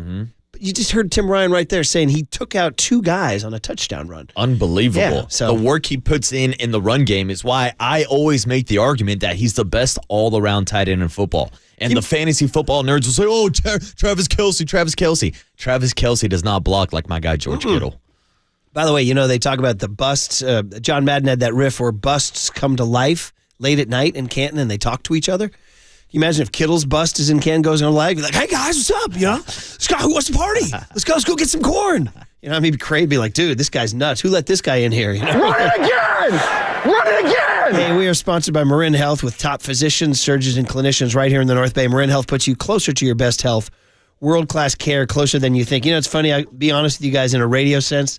I teased the Giants going to the break because, Hayden Birdsong. And I was like, you know what? No, let's talk Niners. Yeah, don't tease us with that. I mean, Birdsong was good. Mm-hmm. He was. 5 2/3 against a good lineup. Gunnar Henderson got him a couple times, but they did the split screen, by the way, when Birdsong was pitching and Henderson was up. Jackson Holiday, pardon me. They're identical. Dude, that was the meme. That Hayden Birdsong looks like every single Baltimore Oriole prospect. All of them, all combined, all mashed up into one. I guess it's the look. Yeah. You know what I mean? It's the look of the kids. Which, by the way, I don't know if I've used this riff or not on Hayden Birdsong on air this year. Every time he pitches, with that face and that height, it reminds me of the Little Rascals when the 2 kids pile up on top of each other to try to go get a loan. That's not bad. It's almost like there's 2 prospects piled up on top of each other watching Hayden Birdsong. I like that. His mug it's a hell of a mug. It really is. So anyway, let's get into the 49ers and the Reds. To me, you were saying, Hufanga interests you. He's supposed to be back. Yeah, I mean, to me, there's a need to get Huff back on the field, especially what we saw last week with Justin Jefferson just absolutely annihilating Jair Brown on the backside, and even having a guy like George Odom playing up on the line of scrimmage one-on-one. I think Huff's going to be a factor in this game. Yeah, and so you feel like the safety play hurt the Niners in Minnesota. Absolutely. Well, obviously the 97-yard touchdown. Mm-hmm. I mean, take that game. You honestly, that play, take that play out, it's an entirely different game. Yeah. That's why Kyle went for it on 4th down at the 2. Like, hey, if we don't make it, we're pinning these guys on the 2. Hey, Sam Darnold, go 97 yards. By the way, How about the wind in Sam Darnold's sails right now? People are like, this is what happens in the NFL. They play once a week. So then we have all these days to talk about it, and then narratives get momentum. Darnold's story is getting momentum on the national, like all week. People are like, damn, Sam Darnold. Whoa, Sam Darnold. MVP Sam Darnold. It's like, are the Vikings for, it's like, whoa, man. It's like, we all freak out. They have a really interesting game this week playing the Houston Texans. Yeah, that's going to be a big matchup. I think the spread's only 2.5 in favor of the Texans. I know. I might, I'm in that pool. I might take the Vikings. Texans have not looked awesome in their first 2 games. No, they're not blowing the teams out of the water like they did last year. I mean, that's a hell of a matchup. D'Amico Ryans versus Brian Flores. Like, everybody thinks about Sam Darnold and C.J. Stroud, but that's going to be a good defensive game. And there's actually, believe it or not, we had something in Cooler of Content, but I didn't want to play it.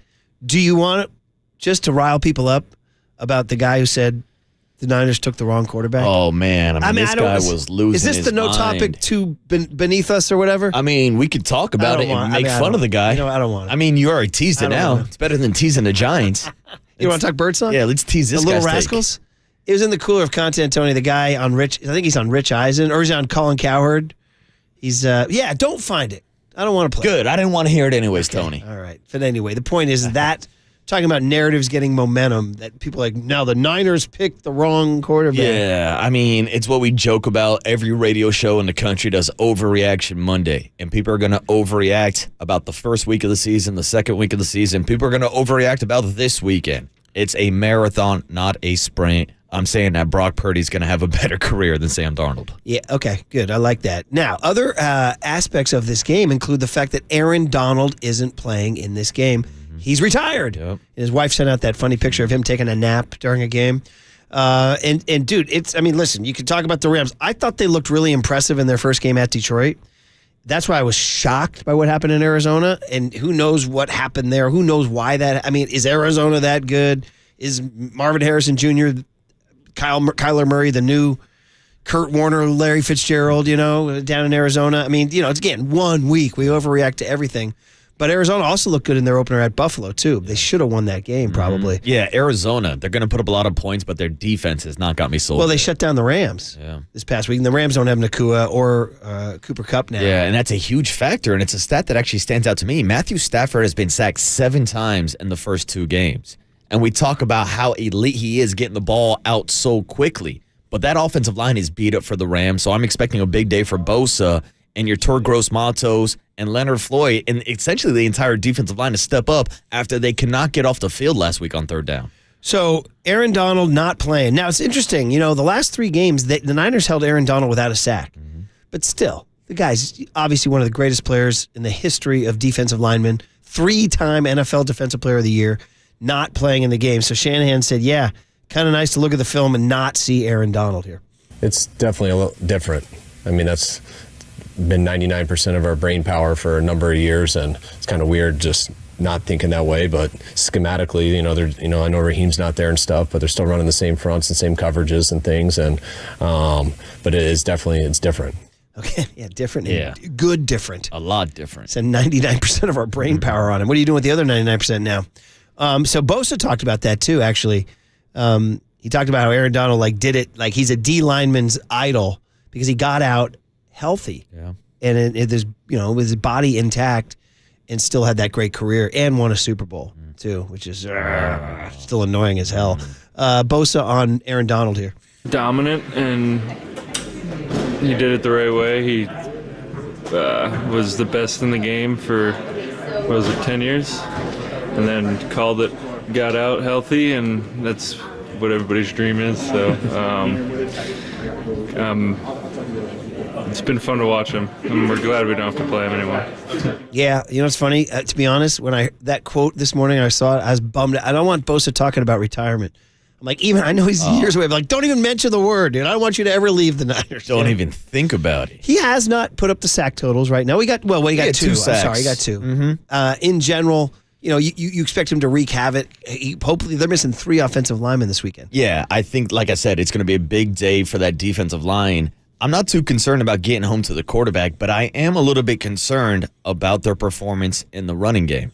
Now, we talked a lot week 1 about how they slowed down Breece Hall and the Jets. Also, they had the game script in their advantage in that game. We're leading essentially the entire game. We saw last week when the Vikings took the lead, they were able to run the rock, not just with Aaron Jones a little bit, but Ty Chandler was ripping off chunks. And a lot of the time, he was getting up to the outside, where Nick Bosa does kind of have a bad tendency of bending in too much and not setting the edge. And I feel like that's an area that they're going to try to attack this weekend with Kyron Williams. Yeah, for sure. On the Golden State Lumber and Building Materials text line, 707 says, forget the Rams D-line. What about the Niners O-line? They need to block better. Purdy's been sacked 7 times in the first 2 games. Well, that's a deceiving stat. 6 of those sacks were because Brian Flores in that dome. They only got sacked once against the Jets, right? So, I mean, I don't know.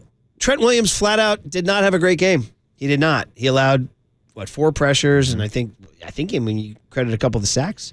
Yeah, I didn't see the exact numbers on the breakdown for Trent Williams, but we talked about that effect of his body and being in football shape because he went out there week 1 and looked fantastic, didn't allow a single pressure. But on a short week, after skipping training camp, he did look like he was a step slower on Sunday against the Vikings, and Brian Flores and that defense made him pay for it. Again, I want to keep banging these easy excuses, but short week on the road, 10 a.m. start does matter. In the history of the NFL, statistically, you can see things. And by the way, speaking of bets against the spread or betting, somebody wrote in, here it is, 530 on the text line saying, if you're a bettor, Sam Darnold right now is great value for MVP. Oh, I bet you his odds are good. Yeah, I just don't think he's going to end up winning the award, so I don't know how much of an investment that is. No, he won't. But hey, maybe I'm wrong, and young Tony cuts this clip, and we're talking about Sam Darnold as MVP and the Vikings going to the Super Bowl in a couple months. And the area code 210 says, yeah, for Bosa, when you get double-teamed and held constantly without flags, that's what happens. And 707 says, Jake Brendel is a liability. Is he? I won't stand for it, dude. It's blasphemy. It's hard for me to evaluate the center. Yes, the Vikings were able to get pressure up the middle. Flores' scheme was fantastic. You heard Brock say after the game, crazy scheme, man. Yeah. And so, the Niners are going to have to answer that this weekend. Yeah, and I think that is an area where defenses are going to attack, whether it's Brian Flores with the stunts or blitz up the middle to get pressure in the face of Brock Purdy. We've talked about with Greg Papa, with Purdy not being the tallest quarterback, you want to get pressure in his face to make it more difficult so that he cannot attack the middle of the field. And whether we're talking about Brendel or Banks or Dominic Pooney, who also did not look as good as he did in week 1, that is an area that defenses are going to attack. And whether or not they step up and make the plays and make the performance, but we're also talking about the same Jake Brendel that was out here putting double teams on Aaron Donald last year when he was playing for that Rams defensive line. So I don't think it's that big of an issue, but I would agree that the offensive line is the weak part of this team. By the way, I was just doing my little boning up here. Did you guys, I was like, who's running the Rams D these days? You guys know who it is? This is a trivia question. Who the Rams D coordinator is? Chris Shula. S-H-U-L-A. Chris Shula. Wait a minute. You're like, wait, yes. I know that name. Grandson of Don Shula. How about that? We even got nepotism in the NFL. Big time nepotism in the NFL. Oh, it's everywhere. Yeah. Young Tone, Don Shula. You down with a Don Shula? Oh, yeah. Okay. Absolutely. I remember one of the best texts ever, and I hate to say this because I love Brandon Crawford, but there was a year where he was a little out of shape, and it was like 2017 or 18 when the Giants were bad. And one of our texters said, he goes, when you guys, he goes, damn, Crawford doesn't look too good these days. He looks like late career Don Shula leading the Dolphins out of the North Tunnel. You can't compare one of the great to texts Don of all Shula. time because like the gut kind of just straining against the belt a little bit. It made me laugh so hard, I'm quoting it 7 years later. That's good, man. Late career Don Shula leading the Dolphins out of the North Tunnel. No. That's tough. P. Craw did put on a couple of pounds. As a guy who's done that, I can relate. Hey, it happens, all right? All right. Pure extra beers. Also, real quick, before we get to Susan, I think we skipped the story of the day. The Niners are facing off against Jimmy Garoppolo this weekend. What? Jimmy G back in the building. Suspension has been served, Murph. He's done his time. He's on your board. I mean, Jimmy played good enough for us to win. Or? Whoa, you talking Italian? Yeah. Yeah. Oh, my God. We're one play away from That's Jimmy it. G. And so maybe we should sign off from this segment with this. It's been a hell of a ride, guys. See ya. Oh, perfect. Perfect. Jimmy G is now pretending to be Brock Purdy on the practice squad You this just week. hit me in the feels. One more time. One more time. It's been a hell of a ride, guys. See ya. Oh, those were the days. All right. Susan Slusser on the Giants and Farhan and all these crazy questions. Giants Weekly Hit with Susan Slusser next on KNBR 104.5 and 680, the sports leader. Feels great, baby.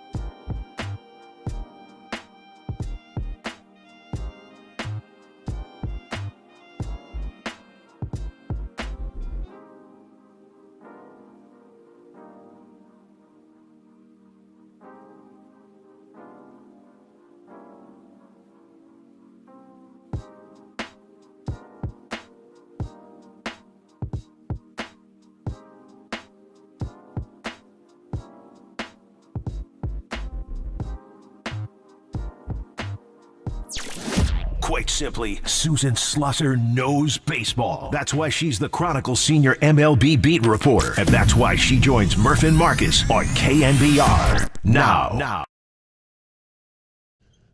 As we get down to the end of the season, got to treasure these Susan Slusser rejoins with our style council. Wait a minute, she told us Weller was coming into town. Is it now or? Either way, I'll tell you that Susan's sponsored by River Islands. Come home to River Islands in Lathrop and discover the San Joaquin River lifestyle with its lakes, parks, and schools. Start your tour today at riverislands.com. Susan, I'm sorry, you told us last week. Is it upcoming? Is it next week he's coming? Is that it?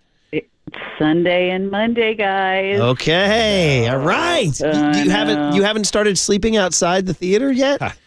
I'll be out there pretty early, I got to say. I got Brits coming into town this weekend.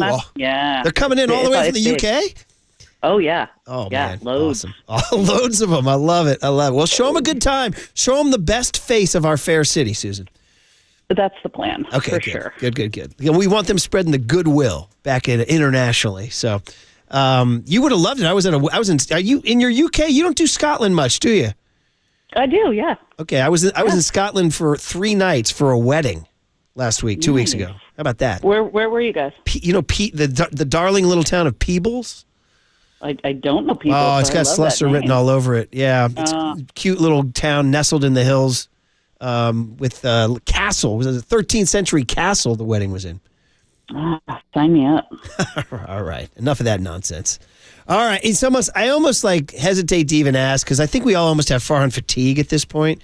You guys wrote your story. Baggerly wrote his story. Kawakami's written his story. I wrote a jock ball. Everybody's just speculating and this and all that. But I guess out of duty, we should ask where we stand on a Thursday morning. Have you had any conversations or any information that you've gathered that leans you one way or another as to whether ownership would make a big change in a week and a half or would not make a big change in a week and a half? Well, I could see either happening. I really could. I know that's not very helpful. There are reasons, however you look at it, really. But it's a thorny topic, and I think that there will be some changes. I'm not necessarily sure that it's like a is he in or is he out situation. I think there could be all sorts of other potential scenarios, including just maybe beefing things up in the front office or changing some things around, a little shuffling. I don't know. I've heard that a couple times now, like maybe adding. Now, people's minds turn to Buster Posey. Oh, would he want to get involved like that? Like, my instinct would be that he's more of I'm going to hang back in the executive boardroom for the long term and do this for the next 50 years instead of getting in there and kind of risking his, I don't want to say his reputation, but just that day-to-day grind. What's your instinct on that? Well, you can do that kind of job without necessarily being the guy that does the daily grind. My colleague Scott Offler said, it could be like a Jerry West type, right? Calling the shots sort of from above, but not necessarily, not pushing paper in the office or anything every day. The last maybe 4 or 5 years that Billy Beane was really running the show in Oakland, David Forst was really handling all the day-to-day stuff and anything contracts and all of those kind of things. And Billy would kind of make the final decisions. They'd kick everything around. He would make the final decisions. That's kind of reversed over there since he stepped into the background. But, you don't have to be on site every day. You don't have to take every call. I do think those are the sort of things that are possible. Will it be somebody like Buster? Could it be somebody else? Could be a little bit of both? I don't know. I think they're probably considering a lot of different options, but I really don't know if it's like a binary situation. Yeah, Susan, it seems like everybody is focused on Buster Posey stepping in to help complete that contract with Matt Chapman, but do we know if Buster has done this before, or is this the first time he's had to step in negotiations? Well, yeah, and I think it's been mischaracterized. I don't think he stepped in. I think he, my understanding is he texted Chapman and said, like, hey, do you want to talk about anything? And Chapman said, like, yeah, this no trade, it's really important to me. And Buster took that to the rest of the ownership group, and they said, and he made it clear that that's what it was going to take, and they did that. The entirety of the deal, the financial terms, the framework, all of that had been set up by Boris and Farhan Zaidi. And it is not unusual for Buster to take a hand in stuff, or anybody else. It's especially Boris kept saying when I talked to him the other day, ancillary portions of a contract are often handled by other people beyond the top guy in a front office. That's why there are so many other guys. It's not, the top guy is not just sitting there going through every single line on a contract. Tons of people are weighing in and helping and stuff. And Farhan said it that during the press conference, Buster Posey had a big hand in this. Bob Melvin had a big hand in this. That's what they want. Everybody's on the same page with that. They, wherever the help comes from, great. They just want to get stuff done. That's my impression anyway. I'm going to throw this out there, as an old beat writer who competed against you, Susan, and it was a mighty war because you're so good at your job. You and Andy are kind of reporting slightly different things. And the phrase that he used in the Athletic was, one of the key phrases he uses that ownership, quote, did not trust Zaidi, unquote, to hammer out the deal. That's like strong language. So would you say your reporting counters that? Look, I'm guessing we're talking to different people on some of the source and background material. That's not something I heard. I certainly didn't hear it described like that. But sure, it's possible somebody in the upper echelon feels like that and expressed that to Andy. I mean, I've known Andy for a million years, and he is great at his job. He's certainly not making stuff up. Somebody is thinking along those lines, right? That's just not what I was hearing. And so, I as you guys know from the story, I talked to Farhan. I talked to Scott Boras. They're both on the record. And those are the two guys who are they're the main negotiators, right? You got your top baseball executive and your agent, and they were saying things that were slightly different. And again, slightly different. This is not, in the business, as you know, Murph, you call it a knockdown story. This wasn't a knockdown story. This was more of an explainer. Like, here are some other things you need to know about what happened in these proceedings. With some more details and sort of adding on to the story as we knew it.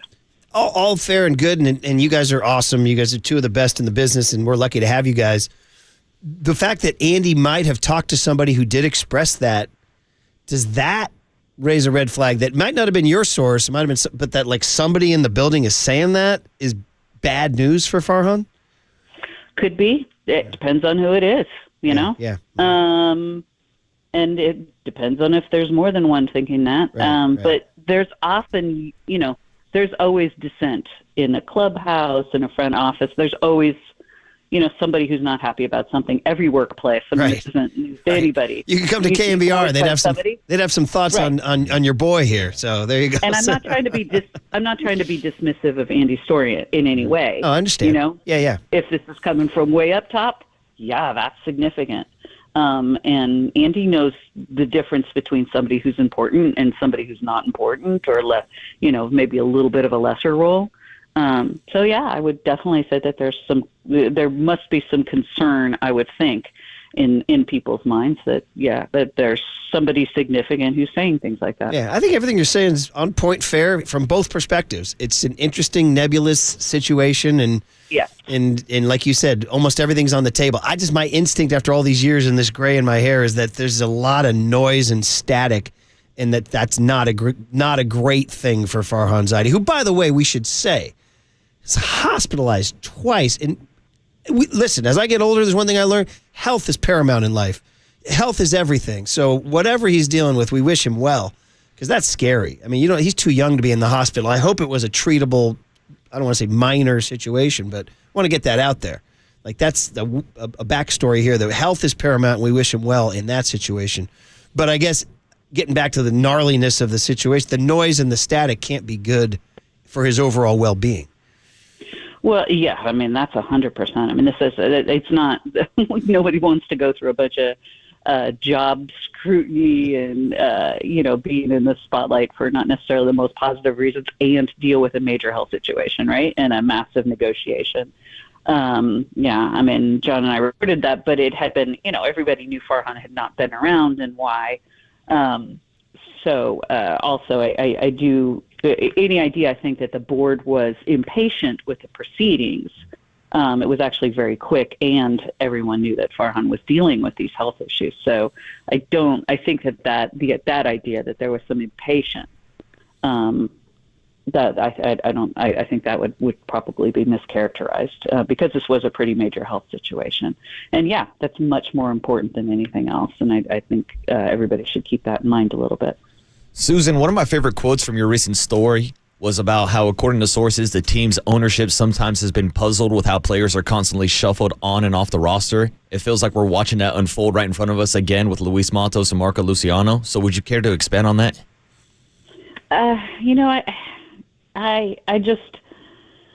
So sometimes it's situations change, sometimes it's underperformance, sometimes it's just like little micro things that, coach's spot or manager spots and in a bat, and you want to give a guy time to work on stuff. It's really unclear why, in general, guys are coming up and not maybe getting the playing time that is initially expressed as the hope for them. But I will say that this year has been more of that. But then, last year we saw this. David Villar was supposed to be, he was given the third base job. He's our third baseman. And that didn't last very long. Joey Bart going the year before, he's our catcher, and, that didn't last very long. Usually it's performance-based, but it's not certainly unusual in any sport for a young player to have to kind of keep fighting to get reps, to get playing time, to prove himself. It just seems like it's been a little bit more often, but then it's also they've gone a little bit younger this year too. Well, Susan, we appreciate you answering these sort of difficult questions because it is, it's a guy's livelihood, obviously, but and we get frustrated here as, sort of quasi-fans here on the microphone.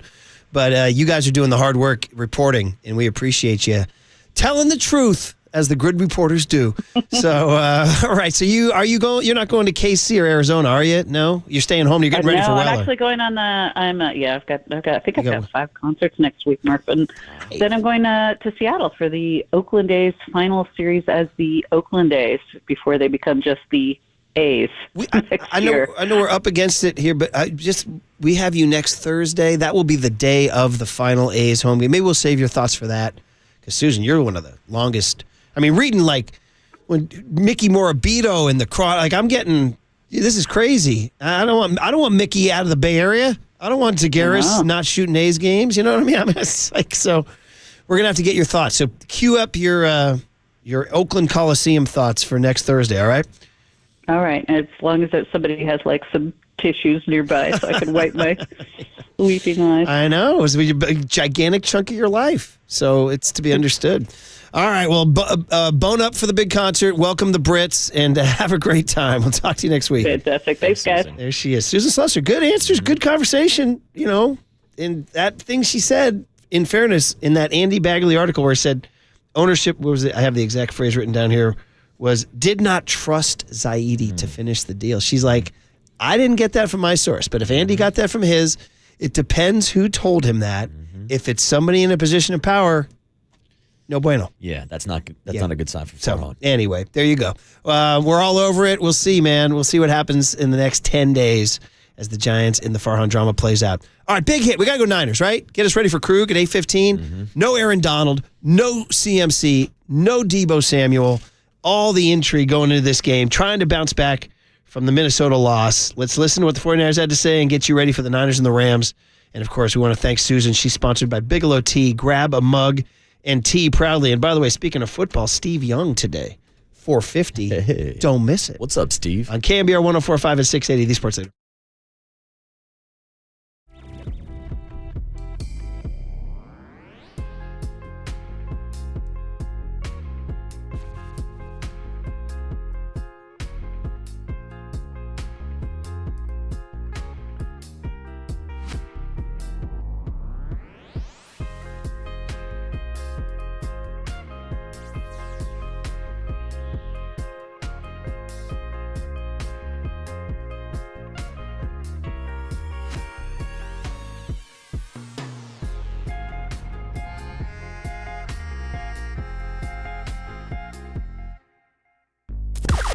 Now, from the O'Donnell Financial Group Sports Desk. Learn more at odfigroup.com. O'Donnell Financial Group, because planning is a process, not a product. Kevin Hart is back on tour, and we have tickets to give away. When you hear the cue to call, be caller 10 to 415-896-KNBR to win 2 tickets to see Kevin Hart acting My Age at the Paramount Theater on October 26th. We love our loyal KNBR listeners, and we want to reward you guys, so stay tuned. We are going to give these tickets away at 8:30 this morning. It is all furnished by Live Nation, and you can find official rules on KNBR.com.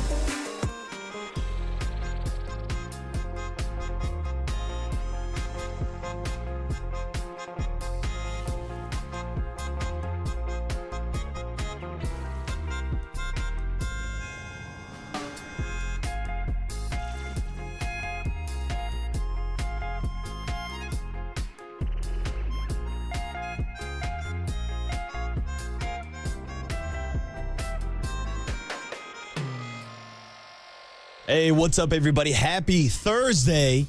Football is back. It's Marcus the Waterboy Boucher here to talk about Prize Picks, America's #1 daily fantasy sports app with over 5 million active members. Prize Picks is the easiest and most exciting way to play daily fantasy sports. Unlike other apps on Prize Picks, it's just you against the number. All you need to do is pick more or less on 2 to 6 player stat projections and watch the winnings roll in. And since we got Thursday Night Football, how about a Waterboy pick for tonight's game? I'm taking Breece Hall from the New York Jets to have more than 32.5 receiving yards. Had 39 against the 49ers week 1, 52 yards against the Tennessee Titans week 2. I'm looking for some screen passes and some dump downs from Aaron Rodgers to Breece Hall tonight. Go ahead and pair it up with one of your other favorite picks, or maybe even take Caleb Williams to have more than one passing yard this weekend, and you got yourself a nice little two-way lineup. So join us on PrizePick and download the app using the code word LEADER, and you will instantly get $50 when you play $5. That's code word LEADER on PrizePicks to instantly get $50 when you play $5. You don't even have to have a winning lineup to receive the $50 bonus. It's on PrizePicks, and it's only on PrizePicks. Run your game.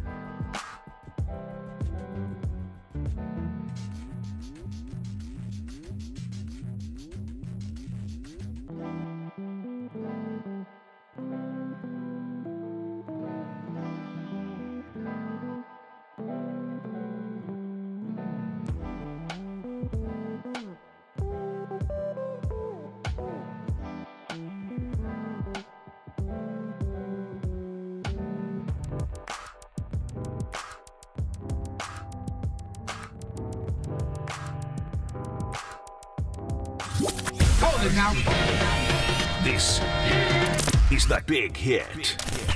Sponsored by Benjamin Moore Paints. Experience the Benjamin Moore retail difference at their independently owned authorized retailers today or at benjaminmoore.com. On KNBR 104.5 FM and 680 AM, the sports leader. Brock looking right. Brock throws middle. Caught by George Kittle. Going to take it to the goal line and right down to the goal line.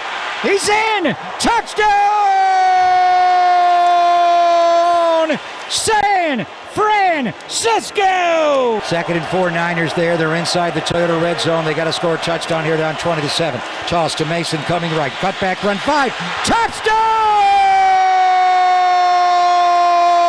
San San Francisco! Mason Madness behind a Kittle combo block that was absolutely ridiculous. George blocks two guys. He helps McKivitz on the DN, down blocking, and then is able to kick out and get on the linebacker, Cashman, and J.P. Mason is untouched for a house call. Well, that's the good part of the 49ers Sunday in Minnesota. J.P. Mason scoring a touchdown. Will he do it again Sunday in L.A.? How many times will he touch the ball?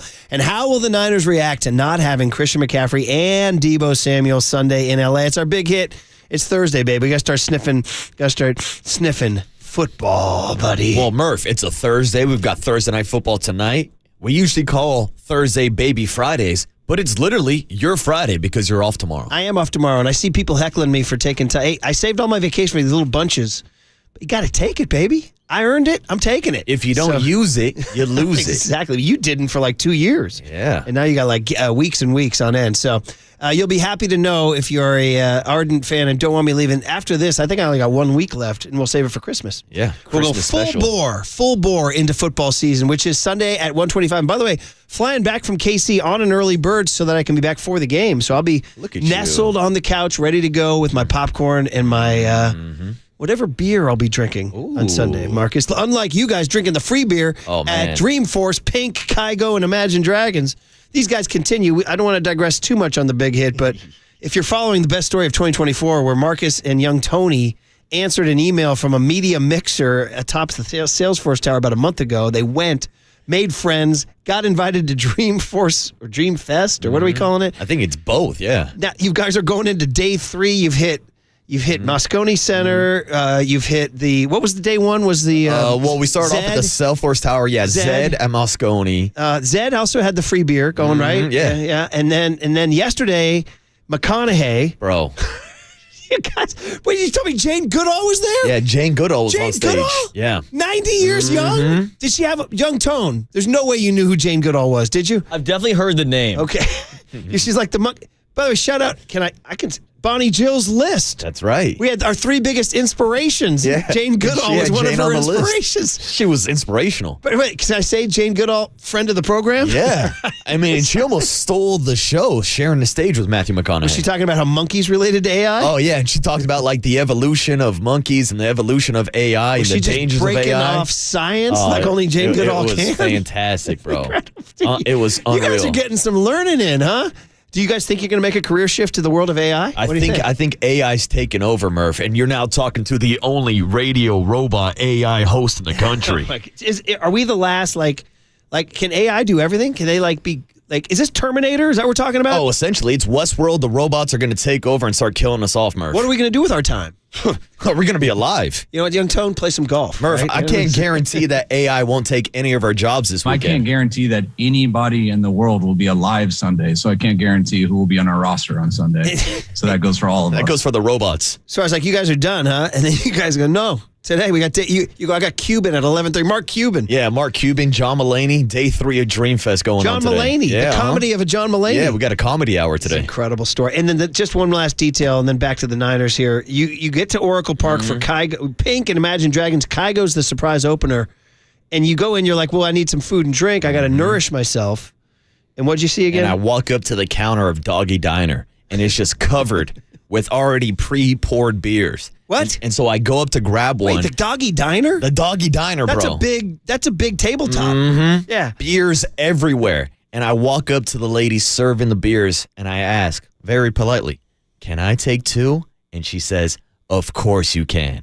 And boy, oh boy, did my eyes light up. I don't think I had an empty hand the entire night. Double fisted.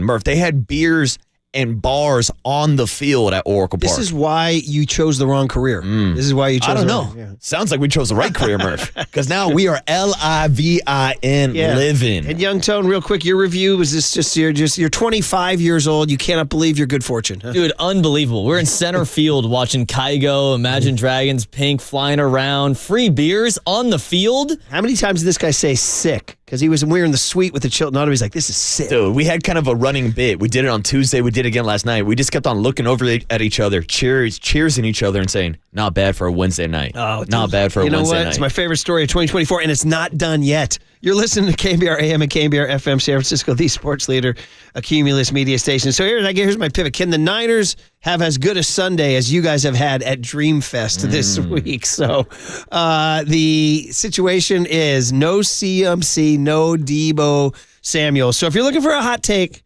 you're looking for an aggressive angle, and we'll talk to Larry Krueger at 8:15.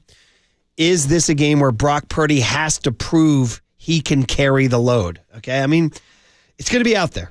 There's pressure on quarterbacks every week. That's part of the deal. They say pressure is a privilege, Young Tone. That's what they say. And so can he, or does he just take the snap, hand it to Jordan Mason, and the Niners do what they do, run against a Rams team that doesn't have Aaron Donald? Now, 28 carries week 1, 20 carries week 2. You've suggested that that's like too heavy of a workload. I think he can handle. He's a young man. Yeah, I mean, the 49ers really don't have any options. We saw week 1, they were using Deebo as RB2. Isaac Guerrero got 1 carry last week. Patrick Taylor Jr. is just kind of like the mystery man in the backfield.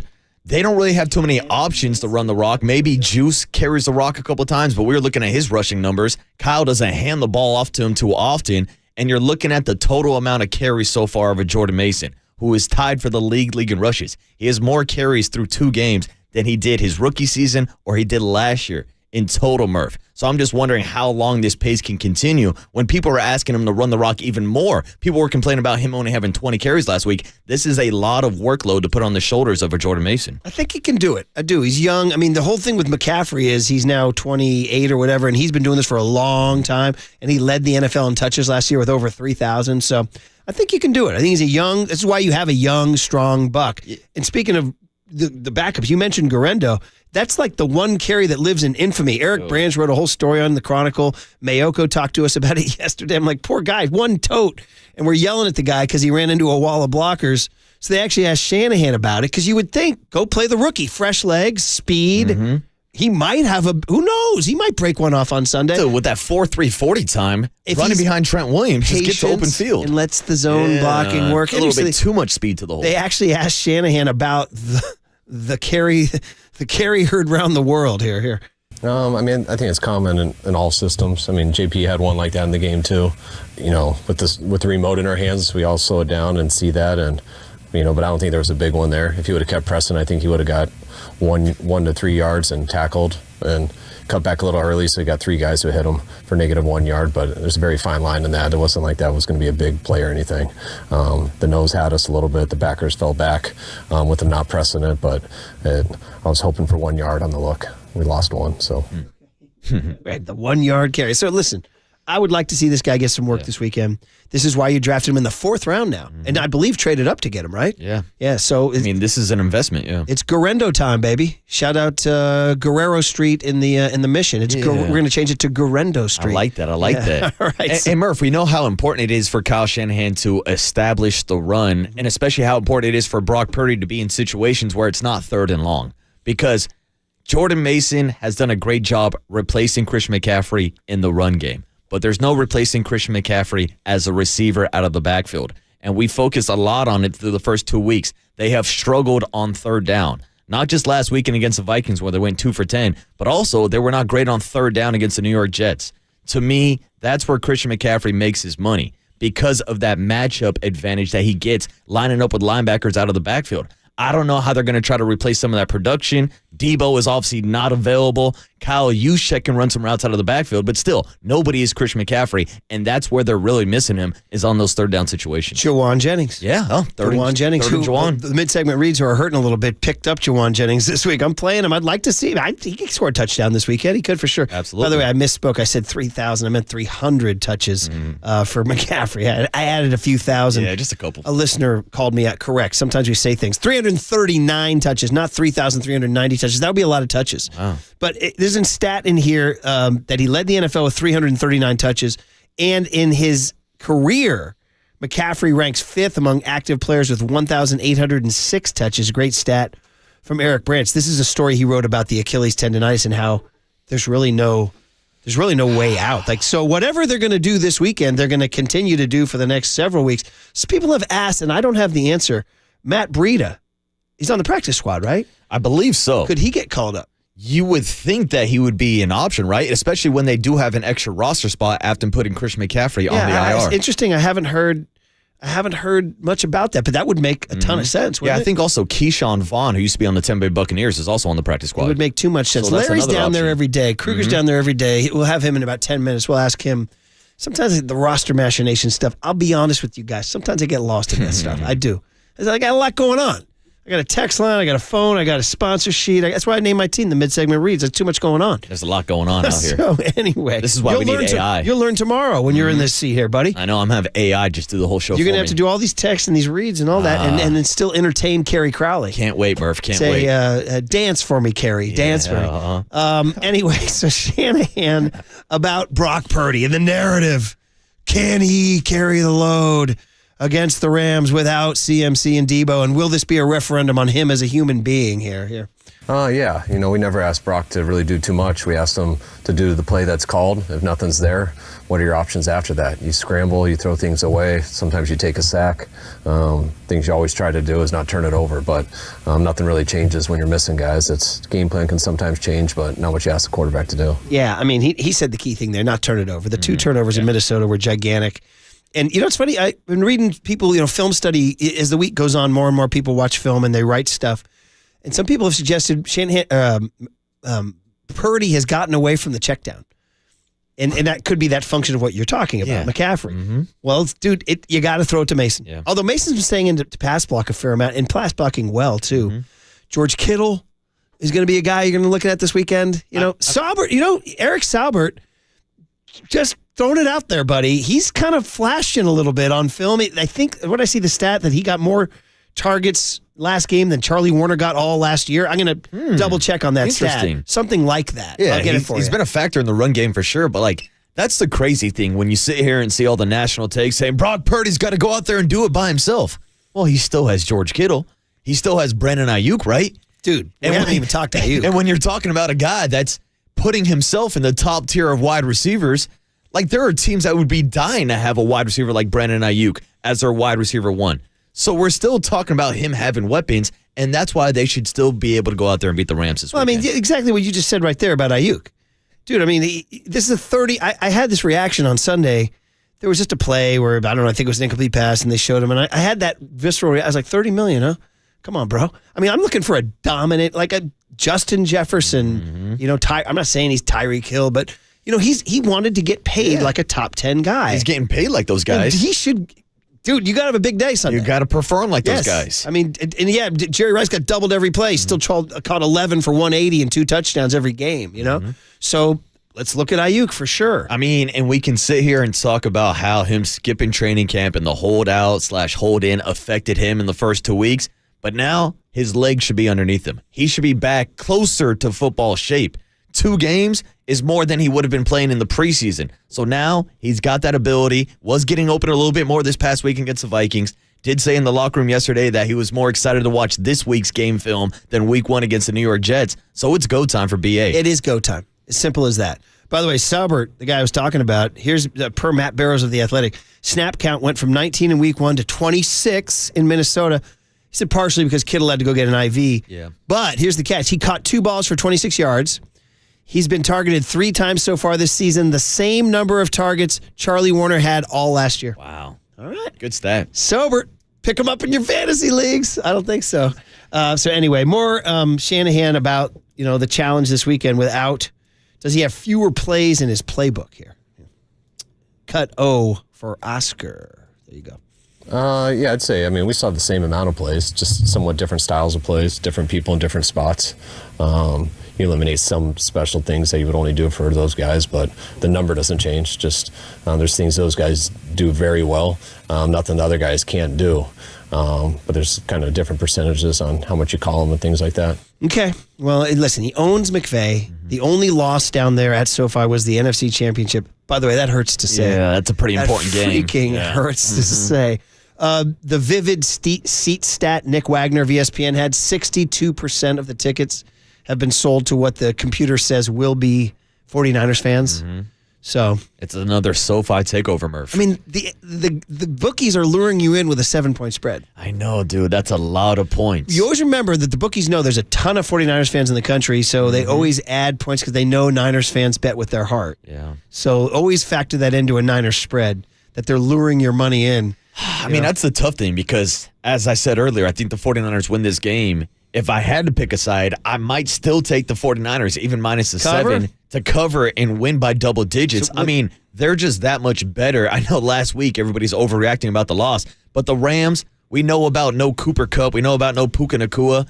We know about no Aaron Donald. But Matthew Stafford is fighting for his life. He's been sacked 7 times in the first 2 games. Like, he's getting beat up. That offensive line is bad. They're just a bad team right now. Well, so, yeah, I expect the 49ers to I thought win. they looked really good week 1 against the Lions. However, Cooper Kupp was in that game and caught 14 balls. And he ain't there this weekend. So, all right, well, there you go. There's your big hit. Get you ready for the Niners and the Rams with a little detour over to Dreamforce Dreamfest. And more to come. Cuban at 11:30. Dreams. All right. Hey, just want to set this up for you guys. Larry Krueger's going to hop on. We love Krug talking football. We'll do Niners. And then, you ready for this? 9:05 Giants pregame early in Baltimore. And then at 9:25, we sign off from Diamond Notes, and we go on YouTube, including Young Tone and John Joe, and we can, like, say whatever we want because there's no FCC regulations. Uh-oh. Oh. Might get in trouble. Hey, now. Could get gnarly. Yeah, it's dangerous. Should we be drinking over there, too? It's 5 o'clock somewhere. Well, Murph. can you call your Dreamforce people to come over to bring some free beer? Yeah, give me some of those free beers. Smuggle some in from last night. All right. Krueger, football, next on the Sports Leader.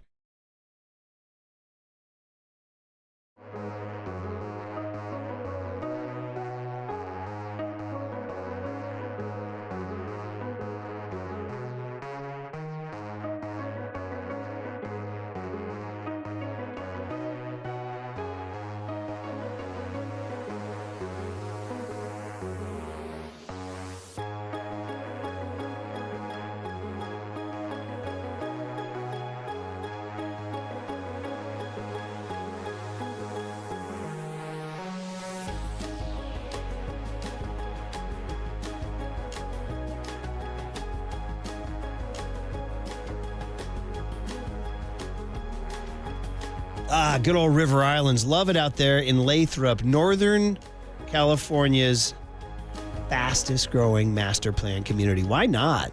Everybody's looking for affordable living in Northern California for families. River Islands has it. And they got all sorts of stuff going on. Everything's new. They got a tradition of welcoming quality home builders who offer a variety of home styles, sizes, and prices for different families, different stages of life. Right now, we out there in River Island celebrating a whole series of grand openings, including all new model homes in neighborhoods built on lakes and near parks and trails. Heck, River Island's high school is open. Be true to your school now, as the Beach Boys would sing. That's one for young Tony. Champions Park just opens. The kids are playing in the park. Everybody's happy. Islanders Field has that baseball on weekends. Really fun. See those high school teams, traveling teams. And I haven't seen the plans for the town center. I can't wait to share that with you. Just I'd tell you all about it at the Boathouse, where we get that cold beer, good sandwiches, watch a game, listen to some tunes. It's all coming together in one place, River Islands. Isn't it time for you to discover the islands? Check it out at riverislands.com. And you know the deal. I'll meet you at the Boathouse. Now, from the O'Donnell Financial Group Sports Desk. Learn more at odfigroup.com. O'Donnell Financial Group, because planning is a process, not a product. The great Kevin Hart is back on tour, and we have some tickets to give away. So when you hear the cue to call, be caller 10 to 415-896-KNBR to win 2 tickets to see Kevin Hart acting My Age at the Paramount Theater on October 26th. We love our loyal KNBR listeners, and we want to reward you guys, so stay tuned. We are going to give these tickets away at 8:30 this morning. It is all furnished by Live Nation, and you can find official rules on KNBR.com.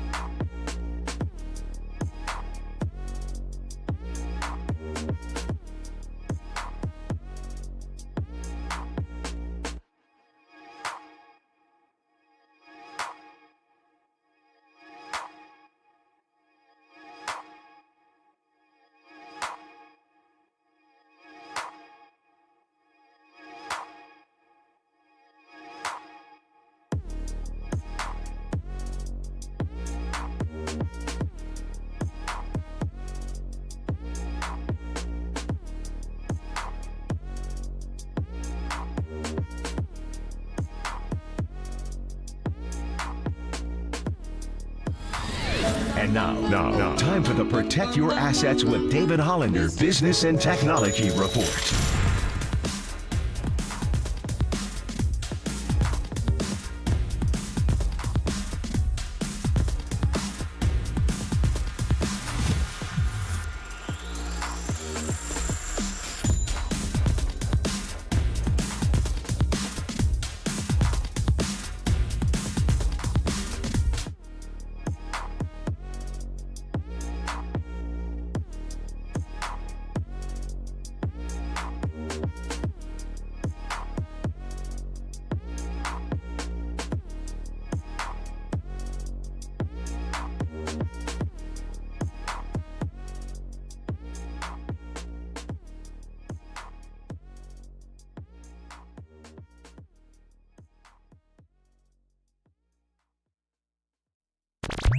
Faithful Murph and Marcus keep your morning moving. Streaming live at twitch.tv/thesportsleader. All right, we do it every week, just like this guy does it every night. Talking Niners with Larry Krueger. They're not booing, they're saying Krug. Bright and early, buddy. Good morning. What's up? What's up, Krug? Good morning, Murph. Good morning, Marcus. How are you guys doing? You know what Ronnie Lott would say, Krug? It's Rams week. That's what he would say. It's get right week.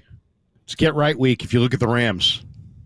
What's your take on the ownage of Kyle Shanahan on Sean McVay setting aside that nettlesome NFC Championship game? Yeah. Would you trade all those wins for that one? Yes. It is interesting because, it's like I was just looking at some of the numbers coming out of this weekend. Shanahan 0-2 against the Vikings defensive coordinator, 0-5 against Spags, 0-4 against the wide nine guy from Detroit all those years, Schwartz. So I don't know. Maybe it's one of those things where when sometimes, as Krug would say, ownage. For sure. And they're looking to own him without Deebo Samuel. So, Krug, this is the big story. I mean, if you want to go for the sexy, low-hanging fruit, whatever, the hot take, whatever you want to call it, it's can Brock Purdy do it without CMC and Deebo? Are you buying that as the story of the week? Well, I mean, if you take away weapons, it always makes it more difficult for any quarterback. He has been surrounded by a bevy of the league's best weapons, and now he won't be, and it'll put more pressure on him. I think that's totally true. I agree with Steve Young, who said that, he's going to have to do more. He's going to have to run a few times. He's going to have to, make plays himself. I will say this, though. The Niners are the dead last in the NFL right now on separation from wide receivers. So they're not getting a lot of separation. And they're worse than Carolina, less than 3 yards of separation per route run. And that's the lowest in the league. So they got to find a way to get maybe Cowing on the field, maybe a little bit more speed, maybe get Garendo on the field a little bit. He got obviously a little bit of speed at running back. Maybe that's the solution, but Brock's going to have to be good. He's going to have to run a little bit more probably as well. Yeah, and you mentioned Brian Flores' defense putting pressure on Brock Purdy last weekend. He was sacked a career-high 6 times. So, Larry, after breaking down that game footage, are you concerned with this 49ers offensive line? I am a little bit concerned, Marcus. I felt like Brendel got worked, and I felt like he got worked last year 4 or 5 times, including against Cincinnati, where DJ Reader just kind of moved him wherever he wanted. I just didn't see the strength from Brendel, and they do have options there. I mean, Feliciano's going to come back. Drake Nugent's a good prospect. Nick Zakel's has got probably a little bit better strength. Chris Forster really likes Brendel. So I think that's a problem spot. Pooney, second start, he had a little regression. I'm not as concerned about him. I think he's a fantastic prospect. Not really concerned about Banks on the other side. I'm not as concerned about Colton McKivitz as others, but obviously you could do better there. But to me, Brendel is the guy that I would try to upgrade if I can't get more out of him pretty quick. Yeah, something to watch for sure as Brock Purdy got pressured in Minnesota. We're talking to Larry Krueger. You can see him on our YouTube and Twitch right now. Check him out on YouTube at KNBR 1045 and on our Twitch on our KNBR app. And, of course, Larry does Niners Nightly at 6 o'clock. Definitely on our YouTube channel when the Giants aren't playing. You hear him on the old-fashioned radio, too. Krug, Ayuk. 2 weeks, not $30 million production. A lot of reasons to believe, okay, preseason for him, et cetera, et cetera. But for you, it's the NFL, man. It's a big-time league, and he's got to perform. Your theory on Ayuk's performance thus far and how big he has to be on Sunday, and can he be that guy? I'm trying to relate to the audience here. Have you heard of a guy named Blake Snell? We watched him throw a no-hitter this year. Yeah. Well, maybe Ayuk's got a no-hitter coming later this year, but right now he looks kind of I don't want to say out of shape because he's not out of shape. He's just more kind of working his way back. And these guys play at a very, very high level, and it's really hard to get to that level. And if you skip all of training camp, you're probably not going to be at that level the first day back, and that's his situation. He's trying to work back. The first day of practice, he was just sweating. He looked like he had never worked out ever. And now he's working back into shape. I thought when I watched the All-22 that he did get some separation, probably the most of any Niner receiver. It's just every time he separated from his man, Brock had a defender in front of him or the timing was just off. I expect Ayuk to have his kind of first official game back in this game. Brandon Ayuk definitely stole all of the headlines over the summer for the 49ers, but one of the biggest storylines to me was the change at defensive coordinator, promoting Nick Sorensen to DC, bringing in Brandon Staley. Now, the first 2 weeks of the season, they have had issues on third down. Larry, what have you seen so far from that defense, and why can't they get off the field on third down? Well, they right now, I think their problem is they don't have a safety that I think can cover at all. I mean, Jair Brown is a hitter. He's got great ball skills. He lacks a little coverage-wise. They had George Odom lined up on Jefferson. We got to ask Sorensen about that today. There's been some miscommunication. I mean, you got to have basic communication, especially in big play situations. Look at the Niners in maybe two of the biggest plays on Sunday. The Naylor touchdown where both guys covered the tight end in the flat. Nobody took Naylor to the corner.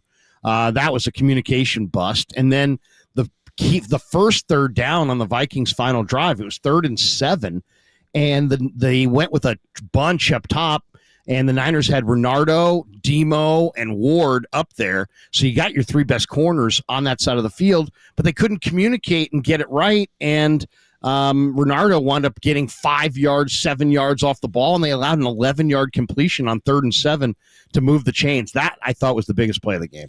Yeah, it really was. And so safety play, Hufanga's return, all that stuff is a focus. Matt Stafford with that quick release. However, the Rams, without Puka Nacua and Cooper Kupp, gigantic. I mean, just for your general take on this Rams team they're playing, because, we knew the Vikings was going to be a tough game. Brian Flores, short week, road, 10 a.m., body clock, all that stuff. There are viable excuses. But the Rams at essentially a home game for the Niners, noise-wise, and with no Cooper Kupp and no Puka Nacua and no Aaron Donald, I mean, is it kind of fair to say you got to go get this one because the Rams did not look good against Arizona? Yeah, I mean, no question, Murph. I mean, the Rams are a team that made the playoffs last year, one of the surprise teams, spent $80 million or $50 million on their offensive line in the offseason. And then it's like all of a sudden, week one, everybody went down. They lost a couple offensive linemen. They lost Puka. In week two, they lost Kupp. They targeted Kupp, by the way, 21 times in week one. They looked pretty good against the Lions until the overtime, and they got run over. But this last game against Arizona, I mean, they gave up 40. They're banged up. They can't stop the run. This kid, Ernest Jones, their inside linebacker, demanded a trade this July. They traded him to the Titans. And now they've given up 5.3 a carry and 5.8 a carry to Arizona. The game plan's got to be run the ball down their throat. Yeah, but Larry, wouldn't the same game plan be for the LA Rams without Puka Nacua, without Cooper Kupp? They still have Kyron Williams. The Vikings did have success with Ty Chandler running against that defensive line last week. So how do you think that matchup plays out? Well, I mean, the two most disappointing guys when I watched the film were Javon Hargrave and Malik Collins. I mean, you could have parked a car between Sam Darnold and those guys. I mean, they were just Sam never felt the Niners' interior pressure, and those guys weren't particularly great against the run either. So you're right. I mean, they also have Blake Corum. They've got some good runners in LA, and they will try to run the ball. They've run out of receivers. They do have a rookie from Texas who's a big receiver who they're going to go to quite a bit. But yeah, it's going to be a run-heavy plan. And the Niners defensive tackles and Devondre Campbell, who didn't have a particularly good game, those three guys have got to step up and make some plays against the run because they're going to get a lot of run on Sunday. Wrapping up, Krug, the Niners running situation. You said run it down their throat. They've given up big yardage. So Jordan Mason, I think we all can. It's like he's legit. Like I think it's not a fluke. My question is about RB2. It was Debo, and now it's not. So is it Isaac Guerrero? And we've been joking. The one carry heard around the world. Everybody's analyzing that one tote that he had that ran into the block. So does he get any chance to get some more run, or does Mason get 25 carries? Well, I mean, Mason has been a revelation, as you guys know. And I asked some of the other backs, what stands out about him. And they said, man, his contact balance is really rare, especially for a guy that size. So, I mean, I expect a full dose of Mason. But you're right. I mean, that second running back position's an open question. Is it going to be Patrick Taylor Jr., who looked really good in the preseason game number 3 against the Raiders? I think he's the most natural fit. Guerendo's got size and speed, but he's really raw, and he doesn't have running back instincts, and I think that's a little bit of a work in progress. It might be a tall ask to ask him to carry the ball a lot. And then, of course, there's a chance they're going to pick somebody off the street. Mm-hmm. They also have Keyshawn Vaughn on the practice squad. There's trade possibilities, so I do think the 49ers will add another back, but I think it's those guys we named. My guess would be Taylor 1, Keyshawn Vaughn 2, maybe Guerrero being utilized somewhere in the mix there as well. Pat Taylor could be the dude. By the way, we had a question from a listener, and I wasn't sure to answer it, but you're down there all the time. Matt Breida, he's not on the practice squad, turns out. No, right? He's not. But, that's what I'm saying. He could, if I got down there today, guys, and they said, well, you know what, we're signing Matt Breida to the practice squad, I don't think anybody would bat an eye. They would just be like, oh yeah, that's the natural move. But there are other guys out there. The Chiefs just picked up Kareem Hunt. There's Jerick McKinnon. There's Boston Scott. There's Leonard Fournette. There's trade possibilities. But Breida on paper makes the most sense. Well, it's Rams week. Ronnie used to say that to us for years and years and years. So still 49ers and the Rams should be fun. All right, Niners Nightly. Go do your stuff, Krug. We love it. Good talking to you, buddy. Have a good one. Yeah, thanks, Larry. Have a great day, guys. Good to talk to you. Yeah, Larry Krueger says, run it down their throat. Shout out Spinal Tap when he says the record company gets behind a record, you can jam it right down the consumer's throat. That's what we will do with the football on Sunday. As George Kittle likes to remind us, Murph. Run it again! Run it again! Do we have the Poonie? Oh, I never put that on the board. By the way, Tim Ryan had a big old. He has a new one for Pooney. He calls it like the Mon Pooney. Did you hear that? I did hear that. In fact, he goes, yeah, the Mon Pooney's going to rain on a D lineman. I was like, bro, that is high level Tim Ryan. That's classic T-Rock. Mon Pooney. So do we have him about running the football? Add this to Mark. You got to put this on your board, buddy. I know. I got to update my board. I love running the ball. Yeah. It's not quite as good as Kittle yelling it. But anyway. All right. Well, thank you. Thank you, Krug. We're getting close to the Niner Giant pregame at 9:05, and young Tony did an incredible stat. Every time the morning show's done an early pregame, the Giants have won. Calling for a sweep of the Orioles? Uh-oh. My Orioles? All right, guys. Cooler content has some really funny stuff. Bob Uecker, 90 years old, is in it. Nikki T's happy. Jim Harbaugh's riffing. And Adam Schefter with crazy stats. Or I shouldn't say, not stats, crazy insight into Woj's life on KNBR 104.5 and 680, the Sports Leader. Pooney's bringing the monsoony, bro. He's going to rain on a lot of parades this year.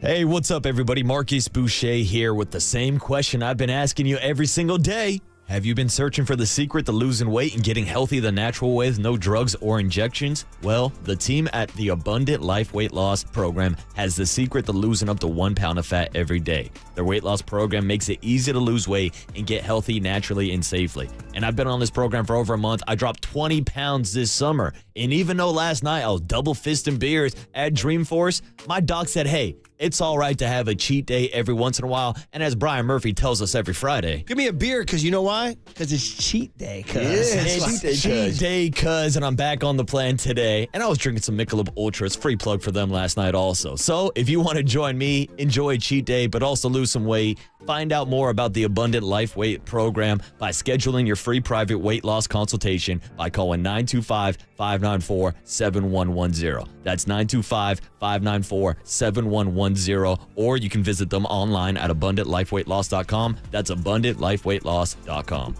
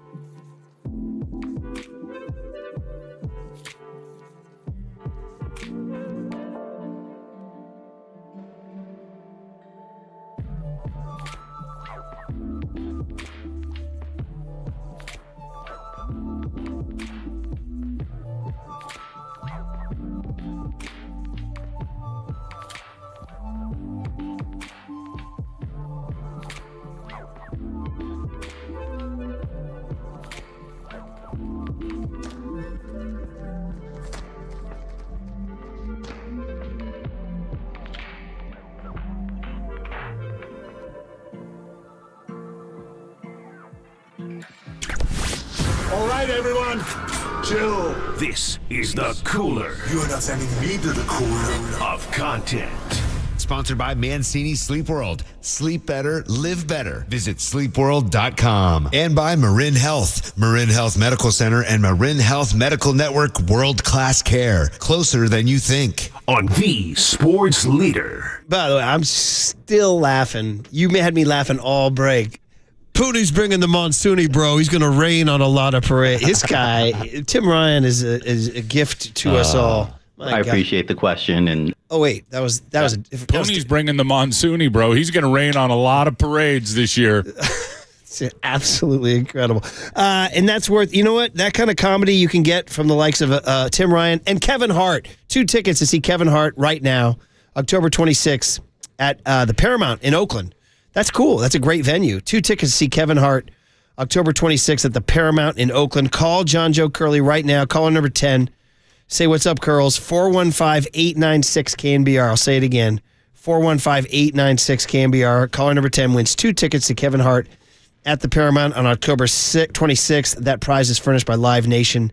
Tickets are on sale now at livenation.com. Also, Steve Young this afternoon at 4:50. I imagine you and Kerry Crowley will be playing some of that tomorrow. Absolutely. As he gets going. But, man, the cooler's hot right now. The cooler is hot. And you know who's hot? Jim Harbaugh's hot. Dude. I mean, there's something about him getting out of Michigan with that 15-0 and that natty. He's always been a character, but he seems like he's ratcheting it up to a new level. I mean, Jim Harbaugh is on a legendary cooler run right now. He's in the cooler almost every day. At the Steelers this weekend. Yeah. Big game. Nance and Romo in that game. So here he is with yet another entry into the cooler of content on why Greg Roman has so much success as a coach. He's a great coach. I mean, one of the best I've ever been around. Like Moses, I'm gonna die leaning on my staff. Greg Roman, Jesse Minter, Ryan Fick, and those coordinators are, in my opinion, some of the best in the business. And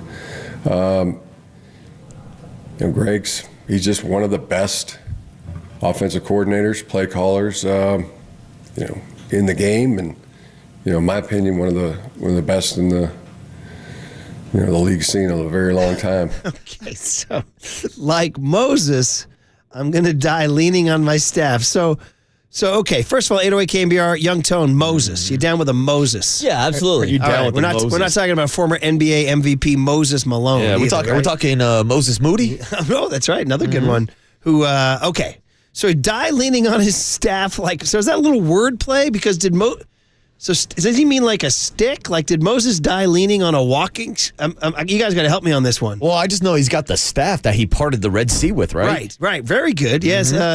And so he's doing a little pun saying, if Moses died on his staff of stick, he's dying on his staff of coaches. Wow. It's kind of high level. Jim Harbaugh. High level wordplay. The Moses of football coaches, Murph. Absolutely incredible, I mean, I got to give him credit. Week 1, he did part the Silver and Black Sea. So, wait a minute. So I actually just looked it up.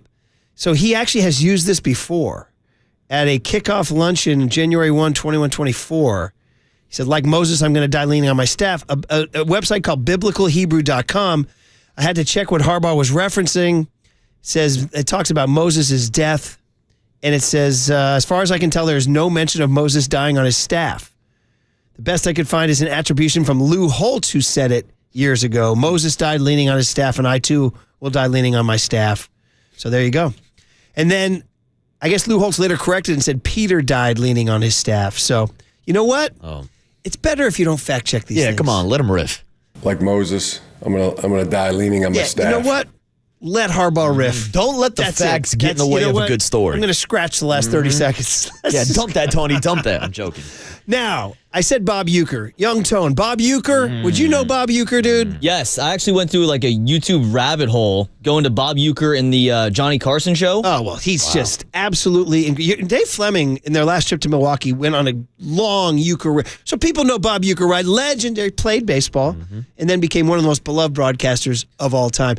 And in my day, was a big hit in the Miller Lite ads, tastes great, less filling. He had a number of really funny ones. Famously, Young Tony, when he thought he had really good seats in a game, and he says, the famous line is, I must be in the front row. And then it turns out he has the highest seat in the stadium.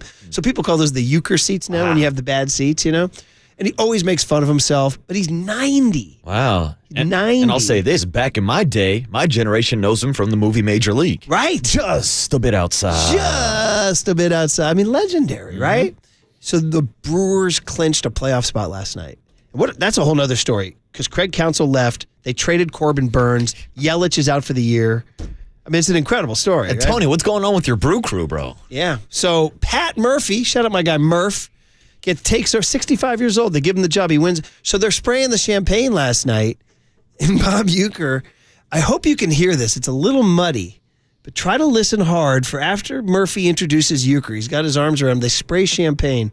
Listen hard to what Uecker says here. No one out here. What an example for us to be with every single day. Bob Uecker. No doubt about it.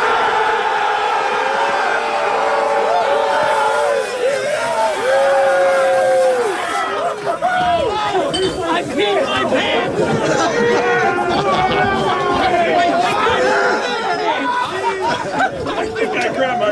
He said, I peed my pants. And I think he's almost serious because he kind of looks down and he says it twice.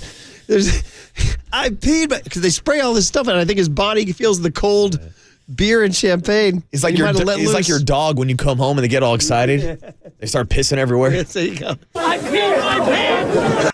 It's incredible. Unreal. All the cool kids are doing it, Murph. Incredible. Shout out Billy Madison. Yeah. Oh, man. God bless him. Uecker. Yeah, maybe the Brewers should go win the championship for Bob Uecker. I peed my pants. This might be like a rally cry. I peed my pants! Nice ISO, buddy. Good job. And that wasn't the only playoff berth. You guys did it too. Yes! Phony baloney Aaron Judge. That's your guy. Thanks to Julio Rodriguez dancing off of third base when the ball was still live. And thanks to my Giants beating the Baltimore Orioles last night. Right? Seriously. So here's just a short Nicky T, but he makes sure to get one mother father in there. Here you go. Yeah! Postseason, motherfucker! Come on! Back in the dance, back in the show! Come on! That's it. Back 9 in it, seconds baby. to Nicky. Back in the dance, He just had to say baby. postseason, mother father. That's it, Murph. Postseason, motherfucker! In case you didn't know. Yeah. And here we are, Murph. This is where the real season begins. Right? You were hitting me with that stat earlier Dude, about how long it's been since the Yankees were in the World Series. I'm driving in this morning. Greeny dropped a bomb. The Yankees haven't been in the World Series in 15 years now. It's the longest stretch they haven't been in a World Series since the first 18 years of the franchise's existence. 1903 to 1920. Then they had a right fielder named George who came down and wore number 3. So ever since then, now in my time, I grew up 82 to 94. They didn't make it. That was a long stretch. That was my kind of prime. And I was like, man, the Yankees, what about them? That was Don Mattingly's years. He shout never out made Donnie it. Baseball. Then you guys got a shortstop who wore number 2. And you got a catcher and a center fielder and all that stuff. Yeah. And it all worked out. But anyway, so this is the longest, second longest drought in Yankee hit. You gotta get to a World Series. Bro, I was in high school the last time I saw the Yankees play in the World Series, Murph. And if they don't win it this year, with Juan Soto on the roster, with Aaron Judge putting up another MVP-type season, then yeah, I think the Bronx is going to be burning once again. Yeah, but you're up against crying Stephen Vogt. Yeah, He might that's weep right. on you. All right, the other story is, and this broke during our show and was kind of baffling. We didn't really get a chance to dive into it. Adrian Wojnarowski, the legendary NBA beat guy from ESPN, the Adam Schefter of the NBA, the author of the Woj bombs. By the way, shout out the Digital Boys, the Please Don't Destroy Boys. I enjoyed their Woj bombs through the years with Sarah McLachlan singing. That was pretty good. In the arms of I don't know how they got. an First of all, I can't believe they didn't do I Remember You, but how did they get all those? They got like 50 Woj bombs flying across the That's screen. why we got the best digital department in the country. And they got the little blue bird from Twitter flying off the screen. It was very, very, very, very good. I'd recommend it. Go to KNBR Insta and check that out. But listen to Adam Schefter on ESPN explaining why Woj retired. We talked about this, and basically, he wanted his life back. He didn't want to have to work on holidays. He didn't want to be away from more family gatherings. He didn't want to have to, as we had to do in the past, take a shower with your phone up against the shower door so you could see a text that's coming in, or take your phone with you to the urinal and hold it in one hand while you're trying to take care of your business in the other.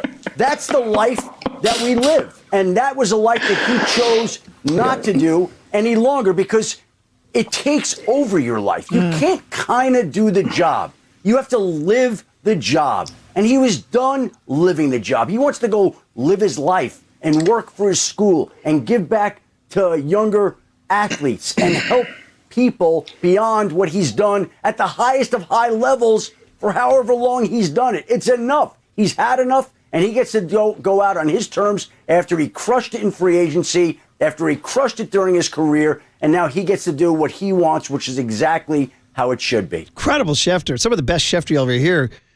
The two, phone outside the shower to make sure you get a tech. First of all, why even shower at that point? You know what I mean? Just go without the shower. Number two, the urinal. Yeah. Right-hand phone, or what do you go? Left-hand phone, right? What do you do? Well, Murph, I use both my hands on the phone, if you know what I'm saying.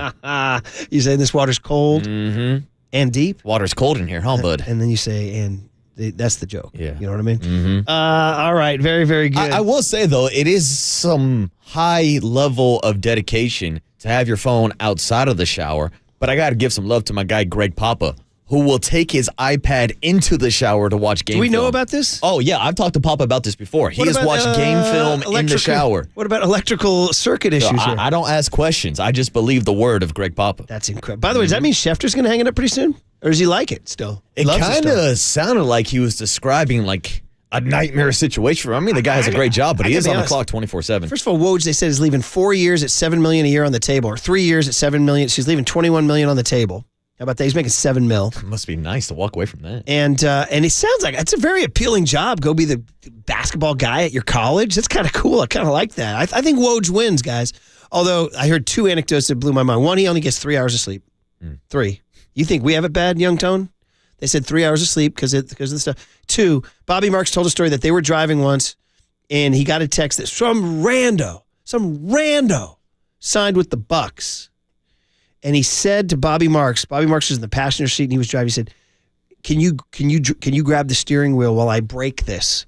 So he had Marks lean over and drive the car while he thumbed out. That it was. I wish I had the number. It was not Giannis, or it was like some 13th, 14th man. It'd be like Lindy Waters or something like that. You know. Incredible. That's unreal, man. All right, last one. I'm having so much fun with you guys at Dreamforce and Dreamfest and all the free beer and Cuban and McConaughey and Kygo and Pink and Zed and all this stuff coming up. And shout out P1 Chuck, who said, well, shout out these guys. They're Vince Vaughn in the movie The Internship. Did you ever see it? Where he gets an internship down here at Apple or Google. Google, I believe, yeah. Here he is. He goes to the cafeteria to buy some coffee, and he learns what you guys learned here. Morning. Hi. What's the damage here? Nothing. For these? Free. These are complimentary. Complimentary, free, whatever you want. What you're saying is whatever I walk away with here, it's free. Doesn't, yeah. You can have bananas. I probably should, only because it's a great way to, this is the most important meal of the day. Take 2, they're free. No, I know, but for my day, I need it. Yeah. What about the bagels and all that? Yeah, it's free. Anything you want. If you're insisting, twist my arm, I'll have a couple of them. Sure. Like 4 of them? 4. Well, just whatever it is. What about 5 of them? Free 2. Why don't you go ahead and make it 7 then? If you want to whip with some of the other drinks, do you have a to-go cup, like a guzzler? Do you have like a redneck guzzler with a straw? That's you guys. Dude, that was me walking up to the beer buffet at Doggy Diner at Oracle Park yesterday. Oh, man, that is so good. And then finally, we talked about Pat Burrell calling in the score to Rob Manfred at 6 in the morning. If you don't know, wake up with us at 6. And I said, but he had to go on call waiting because he had the Yankees and Brewers on the other line. It's a little bit we do, right? And 2 iconic call waiting moments from pop culture. Number 1, Kramer getting call waiting on Seinfeld during a call here. Check this out here. Yellow. Hi, Mr. Kramer. This is McNabb down at the phone company. You got a report about some trouble on your line? Well, I haven't had any trouble. The thing is, we happen to have a man right in your neighborhood. Oh, is that right? Well, I have been having a little trouble with my call waiting. We can fix that. Oh, can you? Well, that's funny, because as it happens, I don't have call waiting. Seems to me that the phone company would know that. So good. And the other one, of course, is the Budweiser ad from the early 2000s with all the dudes, young dudes, calling each other and saying, of course, what's up? But they do it by clicking over. So listen over as they click over here. Budweiser shouted out old days. Hey, what's happening, B? Nothing. Just chilling, watching the game, having a bud. What's up with hold on a second. Hello? What's up? Yo, hold up. Hello?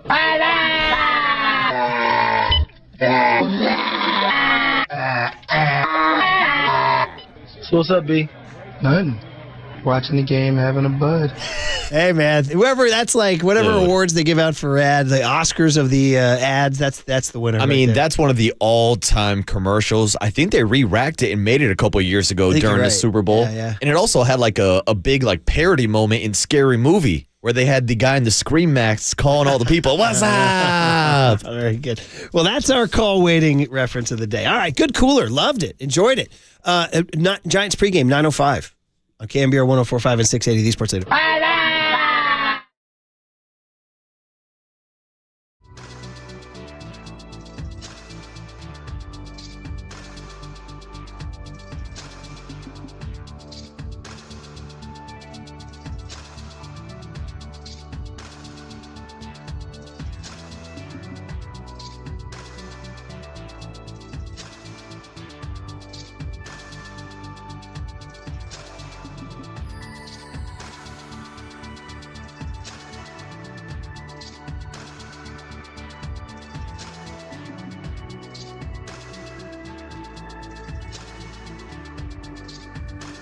Bigelow tea time. We know the deal. It's Bigelow tea season. That means it's every season because Bigelow is the #1 tea in the Bay Area. We have it right here at KNBR.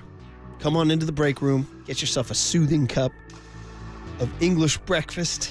Get you going. Soothe the pipes. Perfect for those of us who make our living behind a microphone. Keeps me going, keeps you going. Look no further than my cup of Bigelow tea. So, grab a mug full of your favorite Bigelow tea and tea proudly. From the Chilton Auto Body Traffic Desk.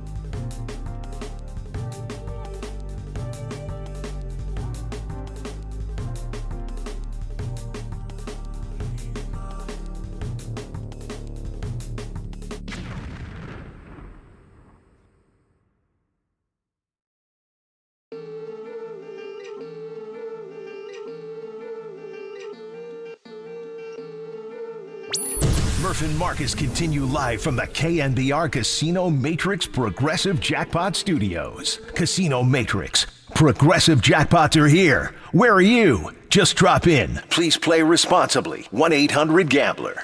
Listen to this. It's the replaying of their night at Oracle Park last night with Kygo, Imagine Dragons, and Pink.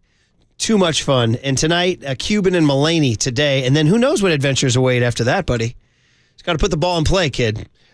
This is fun, man, as the kids continue to live their best lives at Dreamfest. Two things. One, you're listening to KNBR AM and KNBR FM San Francisco, the sports leader, a Cumulus media station. And two, this is a fun little segment for us because we're going to get out at 9:05 and go right to Baltimore where the Giants are going to try to sweep the Orioles. Orioles must be like, what's going on here? And their manager, Brandon Hyde's from Santa Rosa, I think Montgomery High School. He must be like, bro, this is my team. What are you doing to me? You're killing me. They're still winning the wild card, though. They're quite likely to make October. Mm-hmm. It's just that they're letting the East slip away right before our eyes. And we'll talk to John Miller, Dave Fleming down the line about that. But you got your doctor coat, right? That's it. Give me the doctor's coat, Tony. I feel like I'm a doctor in baseball. Time now for your Giants Health Report, sponsored by Sutter Health. All right, Murph, we gave you the update yesterday that Matt Chapman was placed on paternity leave, expecting his daughter to be born. Here was an update yesterday from Bob Melvin on the status of Matt Chapman. No, not yet. Hasn't had the baby yet. I texted with him a couple times today. So they're, late last night they were in there, and it's been kind of a longer process. But hopefully something happens here pretty soon. It's tough to time these things, but he did get home in time, which is a relief because you never know when you're going East Coast to West Coast if you're going to get back for it. But he's there. They're eagerly awaiting, and nothing yet. Matt Chapman placed on paternity leave. The corresponding move was to call up Casey Schmidt to have him play third base, and he had an RBI knock yesterday, so we'll look to see Casey Schmidt. He's got to be back in the lineup today. Stay tuned, line up on the other side. But that was your Giants Sutter Health update, sponsored from the 1,800 primary care doctors and 30 urgent care centers to over 1 million video visits. Sutter is dedicated to help make patients' lives easier. Learn more at sutterhealth.org. Sorry, I jumped in there, but yeah, I want to give him credit. 2-run knock. 2 ribbies. 2-run knock. And speaking of which, here's a stat. I'm looking at all the stuff I had in the margins for today. Your boy Aaron Judge, that phony baloney, 136 RBIs. 136 RBIs, 26 more than his closest competitor, which is the largest RBI lead any player has ever had in the history of baseball since my man Teddy Ballgame. Wow. Ted Williams led by more than 30 runs in September of 42. Wow. In September of 42. Shotgun, 72 years since a dominant player. Poor Bobby Witt. Wow. He's having this incredible year, and they're going to be like, you know what? Steak knife. Said it as young Tony, now. For Bobby Witt, set of steak knives, right? That's it. He's not getting the Cadillac Eldorado. I think Judge is getting the Cadillac Eldorado. He ain't Eldorado. getting that trophy. But, Murph, I need an update. How many RBIs does Arson Judge have this season? So don't get me going now. Oh, yeah, I love Sanford. Oh, having Krug and Kipe call my home run. Dude, stop. You used us. You abused us. Well, Murph, he did us dirty. I'll offer you this silver lining.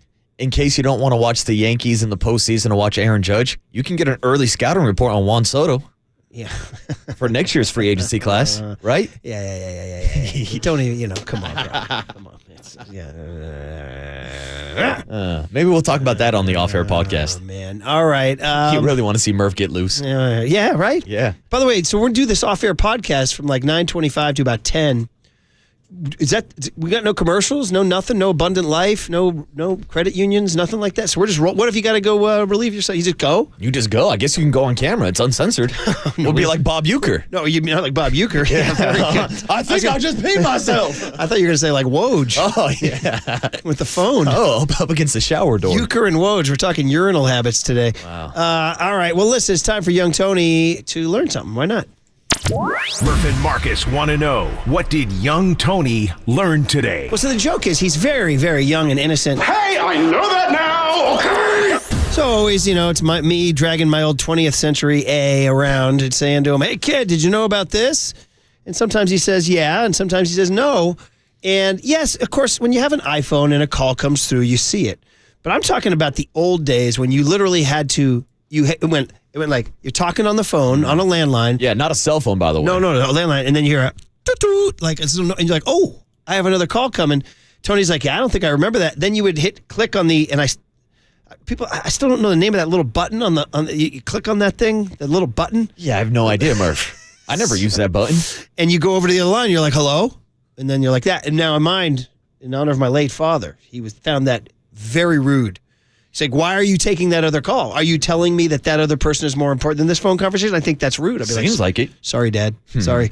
He's like, don't take it. So when you're talking to my dad now, and you hear the toot-toot, and my dad's like, yeah, so anyway, then we went to play golf, and then you hear a toot-toot, and I have to ignore it, and somebody's calling, and then they keep calling, toot-toot, and my dad, and then you can hear a little break in the conversation, and you're just like sweating, because you're like, yeah, Dad, tell me more. Yeah, tell me what. What if there's a situation where you're on the phone with a buddy or maybe a friend, but your dad's calling in? See? Then do you hop off and switch to your pops? High-level thinking. So then my dad would not hear a busy signal. He would just hear endless ringing. He might get miffed saying, why isn't he answering his phone? So yeah, Answer the damn phone, Brian. It's a quandary. So anyway, I told young Tony, I said, and we just played this in the cooler of content, but for the 9 o'clock crowd that got out of their car or got in their car, we said, well, the call waiting has been used in pop culture, most famously in the Budweiser ad of the early 2000s, with a bunch of dudes drinking beer and watching games and calling each other. I think you guys remember this one here. Yellow. Hi, Mr. Kramer. This is McNabb down at the phone company. We got a report about some trouble on your line. Yeah, I'm sorry, we went to the wrong one. But the Budweiser ad featuring call waiting. Here it is. Hey, what's happening, B?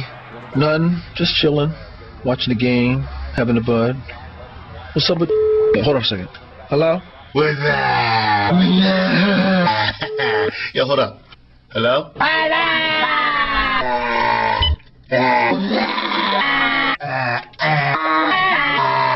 So what's up, B? Nothing.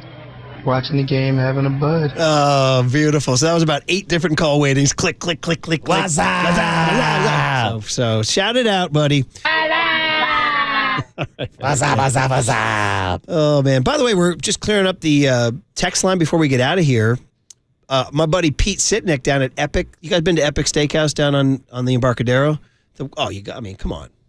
You might go there tonight with some new AI friends of yours. I was going to say, maybe if we get one of those loans from those investors you were talking about. Yeah, that's right. You guys are going to find an angel investor who's going to give you $100 million to start something up. A 2 a.m. angel, dude. Well, yeah, that's right. Different kind of angel. That scene from the internship where Vince Vaughn's getting all the bananas and the coffee, Pete just revealed to me it's filmed at Epic Steakhouse on the Embarcadero. Wow. How about that for a little trivia? That's a cool little nugget. Pretty cool. All right, we should just clear out the Golden State Lumber and Building Materials text line before we get over here. 415 says what I was looking for was it's called a switch hook. 415 says you talking about the receiver, Murph? No, I'm talking about that little switch hook. It's called a switch hook. I'd like to see a couple switch hooks from Brandon Ayuk this weekend. Yeah, I would too. Or Juwan Jennings, who I'm starting. Sounds like a route concept. 650 says call waiting is annoying. Well, who's sent from my father from the great beyond. 707 says Waterboy's here riling up Murph before going off air. It's my favorite thing to do. 209 says the Giants off-air stream, is that on Twitch too? Is it? Yeah, I think we're on Twitch, YouTube. I don't know. Tony, what do you got? I believe so, yeah, and on Twitter, if I'm not mistaken. We'll have to talk to Mike from streaming. By the way, the young Tony call waiting information is, of course, sponsored by Bigelow Tea. Grab a mug and tea proudly. 310 says Murph can now work blue on the podcast. Should I? I think you should. I think basically what you want to say basically is like, look at this blanking guy. You know what I mean? And if we were watching, it would be really fun if we did a watch party and you could hear the raw, unfiltered takes on the Giants. Oh, I'm sure people would be highly entertained by watching a Giants game with Brian Murphy. 408 says, do you think Juan Soto is getting tips from Aaron Judge about how to use the Giants to get a better deal in free agency? Yep, 214 says Juan Soto's going to do the same thing as Judge. Come out to San Francisco, act like he's interested, just to drive up the price. Yeah, I don't know, Murph. This might be the year Farhan catches his big fish. What's the big fish going to be, brother? Juan Soto. No, it's not going to be Juan Soto.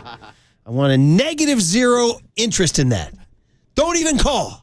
Don't even use call waiting. 808 KNBR is the number. Stop. Let us know how badly you want Juan Soto. 707 says, I got a quick question. If the Giants do get the sweep tonight, is that the first one of the season, or does it feel like that it would be their first road sweep of the season? Wow. Yeah. How about that? Oh, 530 says you're looking for the flash button on a landline. Flash. That's what it was. Okay. And 408 says, guys, the Budweiser ad brought tears to my eyes. We used to say that all the time. What's up? What's up, 408? All right, guys. Fun day. Fun day. But it's not over. We're going to talk to John and Dave. We're going to do Diamond Notes, and then we're going to go off air and work Blue. That's it. Award-winning Diamond Notes before we lose our jobs. All right. So Giants, Orioles, Logan Webb, early baseball. Giants trying to go for the sweep. The lineup is out. We got Grant McCrae's playing today, et cetera, et cetera. Yes, sir? You got something for us? Yeah. No. It's Giants baseball next on KNBR 104.5 and 680, the Sports Leader.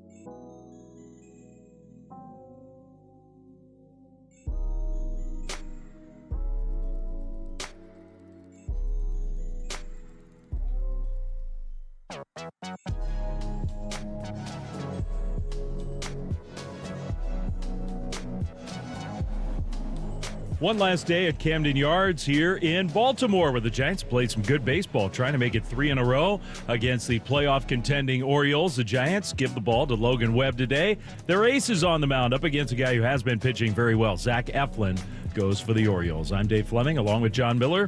We've got a full pregame show to come. It's the Giants and the Orioles baseball on the radio.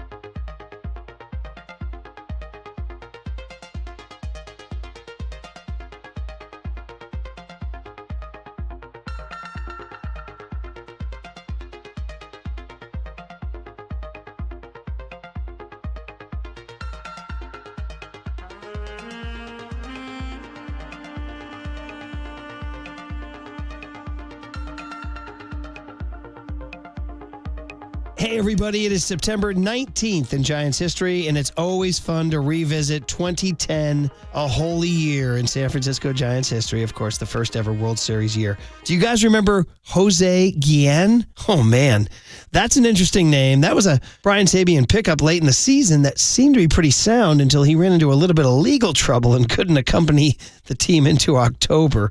But he helped them on this day, 9/19/10, Giants hosting the Milwaukee Brewers. And they're a half game out in the West, the Giants are. The Padres are leading the West. The Rockies are in third place, just a half game behind the Giants. So it's pretty gnarly in the West. You got to have every win. One out, bottom of the first. Freddie Sanchez singles. Buster Posey doubles. Runners at second and third with 2 outs. Pat Burrell, current Giants hitting coach, draws a walk, so the bases are loaded. And here he is, sort of brand new Giant, Jose Guillen. And even though it didn't end the way we wanted with Guillen, he did have this moment. Here's the 1-0. Guillen swings and hits a high drive. Deep left field. Braun's not going to be able to get that one. Goodbye. A grand slam for Jose Guillen. And the Giants have scored 4 in the first. It is 4-0. Jose Guillen wasn't done. He would add a 2-run single in the fifth. How about 6 RBIs from the forgotten Giant of the 2010 run, Jose Guillen? Giants win 9-2. Barry Zito goes 6 innings. What's up, Barry? For his 9th win. Zito got it. Giants won 9-2 and passed the Padres and moved into first on September 19th, 2010. Hey, before we go, our ongoing summer of remembrance for Willie Mays, who we lost this summer. September 19th, 1958, the Giants' first year in San Francisco, but they were in St. Louis. And Willie Mays went 3 for 5, scored a run, drove in 2, stole 3 bags. Giants beat the Cardinals at the original Busch Stadium 8-1. Stu Miller went the distance to earn his 6th win. That was on September 19, 1958. And this has been Brian Murphy with this date in Giants history.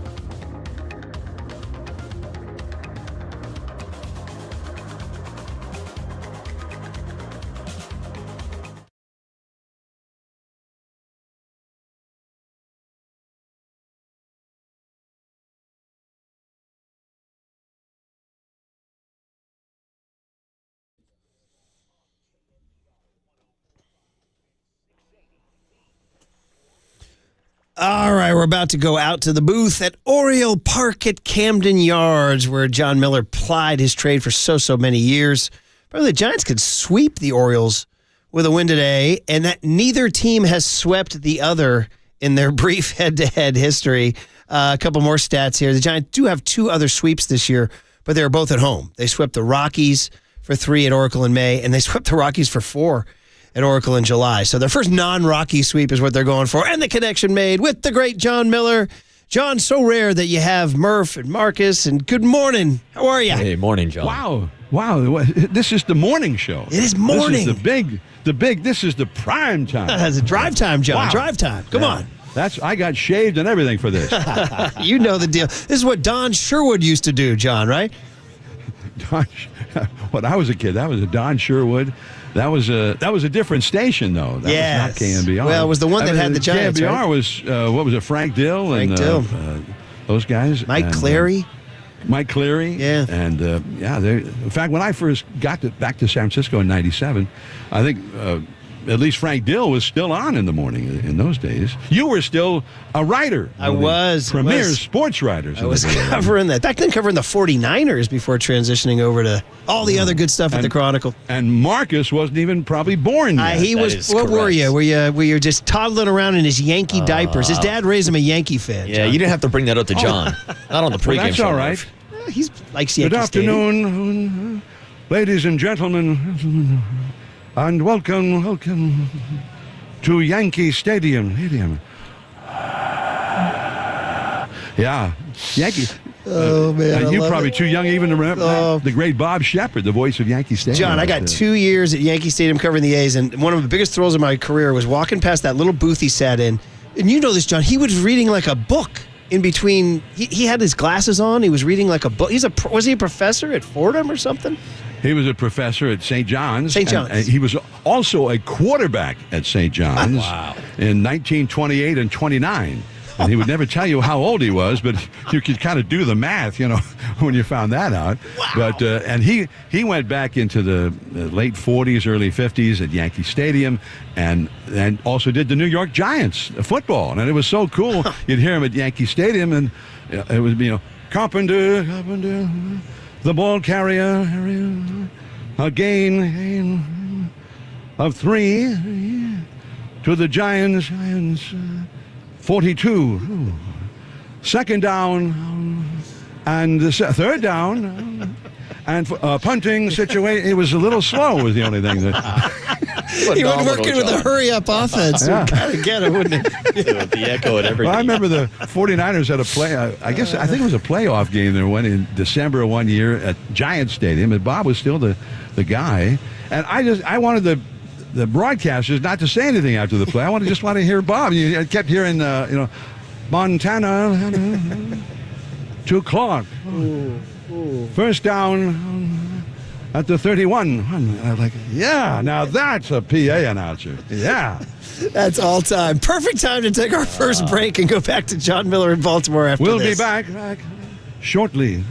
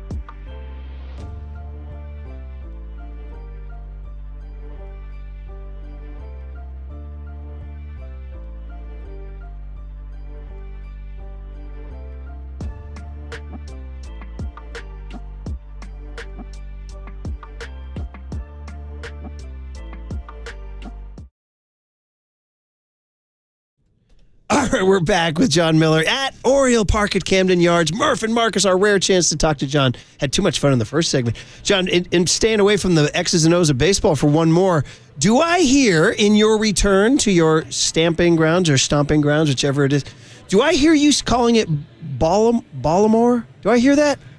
Yeah, well, they used to say the real dyed-in-the-wool Baltimoreans, this was Balmer, as in B-A-W-L-M-E-R, Balmer, or Balmer Merlin, and Merlin as in M-E-R-L-I-N.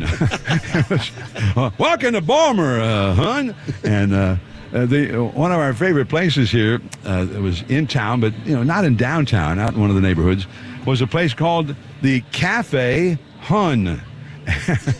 So that was kind of cool. And a great night here would be to get a bushel of crabs at Bo Brooks Crab House, a famous Baltimore institution, and they would bring you a bushel, and these would be steamed crabs, but covered in Old Bay seasoning. Your table would be covered with butcher paper, and you get either a carafe of sangria or a big pitcher of beer or whatever. And you start tearing these things apart, and pulling out the meat with your fingers, which would have Old Bay all over them. And that was as good as it got here, and man, it was good. But Boog Powell, it was kind of legendary. Boog Powell, the old first baseman, who's still got Boog's Barbecue out on Utah Street here inside the Camden Yards ballpark. Boog would go in, and it was legendary. He'd sit down with his group, there'd be like maybe 4 people, and they'd bring a bushel, and they'd just dump the bushel of crabs in the middle of the table, and you start chowing down. And then they'd come in with another bushel, and then another bushel. And Boog would probably have 1.5 bushels all by himself. And how many, I don't know how many pitchers of beer to wash it all down. And when he'd get up to leave, the whole restaurant would go, boo, again, which is the way they used to do it at the old Memorial Stadium whenever he'd come to the plate. So he was sort of a legendary feature of Baltimore in its prime. I can imagine the hands of Boog Powell tearing apart those crabs, right? The big mitts on that guy. Boog was a teammate of Dwayne Kuiper's. He went to Cleveland very late in his career. And they had a pop-up, and the two of them were going for it, and Kuip called him off and made the catch, and then Boog said, just by the way, kid, every pop-up like that, you catch it. I can't even move, so, and my eyes aren't that good either, so. Oh, man, that calls for a visit out to right field. I know we only have 2 minutes left, and we're not talking about the game, but I just got to get the John Miller take. Did you see your good buddy Bob Uecker last night? Did you see him with Pat Murphy in the celebration? Did you see that? I heard about it, and I was just talking with Jim Palmer, who knows Ueck well. They used to do those, what were they, Miller Lite commercials together, and they've known each other for 100 years. And so he said that back in the day when they would be doing games on ABC, and before Al Michaels was involved in it even, Keith Jackson would be doing the playoff games at Yankee Stadium, and it'd be Keith Jackson, Jim Palmer, Bob Uecker, and Howard Cosell. And Ueck at 4:30 in the morning would order room service sent to Howard Cosell's room. And he says, "Hey, Howard, did you get my my gift this morning?" And yes, I did. And it was whatever. So well, he'd sit there and he'd say, "Howie, what do you look like naked?" And Palmer, which for Jim Palmer was like, God, that was a horrifying thought. So. Well, I'm glad I asked about it, but did you hear what he said? They sprayed him with champagne. He said, "I think I peed my pants." That's what Uecker said. Well, it's the time to do it, I guess. Right, in the liquid, nobody will notice. It's a celebration. All right, well, I guess we'll end it on the last 30 seconds. Giants can sweep the Orioles. How about them apples there? How about them crabs, John? For the Giants, they've got Logan Webb on the mound, so they've won the first 2, and they got their ace right-hander going, although Baltimore was Zach Eflin, who's been one of their best, and Eflin, a 2.22 earned run average, so he's been really, really good. So we remember him back with the team that he started with, the Phillies, so it's been a while. So we'll see, and you keep thinking this Oriole team has really been ice cold. Their last 62 games, they're 27-35, Oof. And more recently 3-9. So they've really been struggling. They're missing their first baseman, the third baseman, their 2 most used second baseman. So most of their infield is gone, and the one guy who's still there is really struggling, Henderson, because it's all kind of falling on his shoulders because the catcher is also struggling. So I think they're kind of an Adley Rutschman, and so their offense, and they have a lot of guys. And the Giants have been through that, where guys are trying to take it upon themselves to hit that big home run and turn the tide. But so far, and that's the kind of game it is. The harder you try, sometimes the worse it gets. For sure, and we'll see the struggling Orioles trying to fight their way to the playoffs against the Giants, trying to just kind of end on a positive note. We had a positive note with you, John, so that was a great morning. Have a wonderful call. Enjoy Baltimore, Maryland, and on to Kansas City. I'll see you there. My buddies and I will be there. We'll wave at you. Thanks, John. Great. And then what you don't want is after they win, the fans here are like, how about them O's? Yeah, O's. Just wait until tomorrow for how about them O's? O's. It's not a northern accent. It's not a southern accent. It's a Baltimore accent. So O's. The O's. Fells Point, the neighborhood of Baltimore. Yes. That Loved accent, it. Loved it, John. Have a great call. Enjoyed it. There he is, John Miller on KNBR 104.5 and 680, the Sports Leader.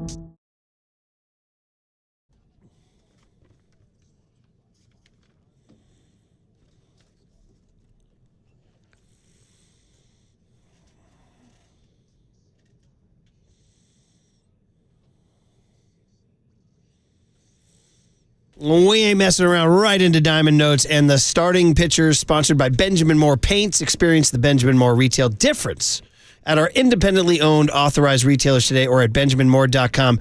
For the O's, it's Zach Eflin taking a 3.55 ERA into his start against the Giants.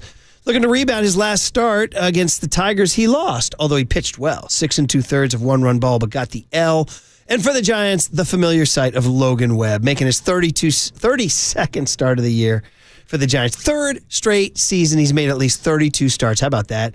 And he's looking to bounce back. He did not have a good one against the Padres last Friday night, so he definitely should be motivated when he allowed 4 runs in 4 innings, and it was no bueno, Marcus. Murph, it's time to find out who's hot, sponsored by Valley Heating, Cooling, Electrical, and Solar, locally and family-owned for 62 years, and look no further than the Baltimore farmhand himself, Mike Yastrzemski. 8 of Yaz's last 17 homers this year have come in his last 20 games since August 24th. He's also homered 6 times this month, and since August 24th, Yaz has a 946 OPS with 2 doubles, 8 homers, 14 RBI, 15 runs scored, and 10 walks in those 20 games. Ooh, a little contract drive there. Keys to the game next up, sponsored by Stevens Creek Infinity, where luxury is affordable. Visit StevensCreekInfinity.com for obtainable luxury without the high price tags. And the key to the game is Logan Webb getting out of the first inning unharmed. He's really struggled in the first inning this season. Allowed 19 runs on 35 hits in his 31 outings. 5.52 ERA in the inning, ranks as the 4th highest figure among qualified NL pitchers. Get out of that first inning, Logan Webb. Yeah, and get Logan Webb some run support today. So let's hit the lumber, because hitting the lumber is sponsored by Dolan's Lumbers, Doors, and Windows, the #1 choice for Bay Area building industry professionals and homeowners since 1965. Visit DolanLumber.com, and let's hit the lumber with Michael Conforto, who registered his 5th 3-hit game of the season last night, going 3 for 4 with a solo home run. He's now 9 for 32. That's a .281 batting average over the last 9 games. And coming up next, we still have our player to bank on, our X Factor, and our out-of-town scoreboard as Diamond Notes continues right here on KNBR, the sports leader.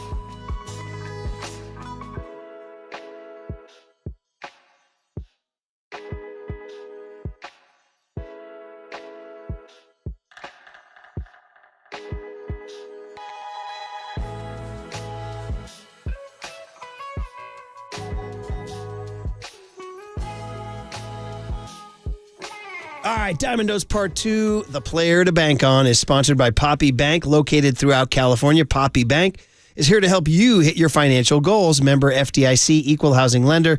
The player to bank on is Tyler Fitzgerald. He's 17 for 60. That's a .283 clip with 10 runs and 5 doubles over his last 16 games. He's back, leads the club with 17 stolen bags. The last Giants rookie was 17 or more steals was Raj Davis, who did it back in 07. And Murph, it's time for today's X Factor, sponsored by Casino Matrix. Casino Matrix, progressive jackpots are here. Where are you? Just drop in 1-800-GAMBLER. And today's X Factor is Patrick Bailey. He's quietly heating up towards the end of the season. 12 for 40 in the last 14 games. And the Baltimore Birds have stolen 92 bags this year. Patrick Bailey has one of the best pop times in baseball, Murph. 1.85 seconds. You know I love a good pop time. All right. And finally, our out-of-town scoreboard, sponsored by NorCal Toyota.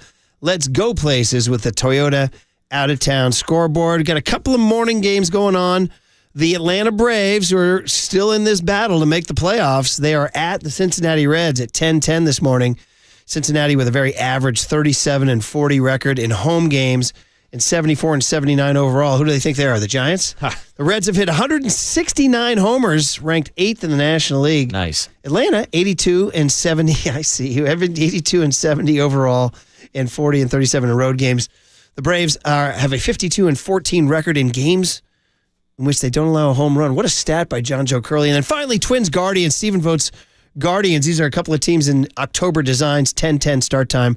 Cleveland's 88-65 overall. They're hitting a collective, they're batting 8th in the American League in their batting average. Minnesota, 38-39 in road games, 80-72 overall. Saw Carlos Correa came back last night and drove in some runs. So the Twins are 33-15 in games when they hit 2 or more homers. And those are your diamond notes. Stay tuned for Around the Park next as Giants pregame continues on KNBR 104.5 and 680, the Sports Leader.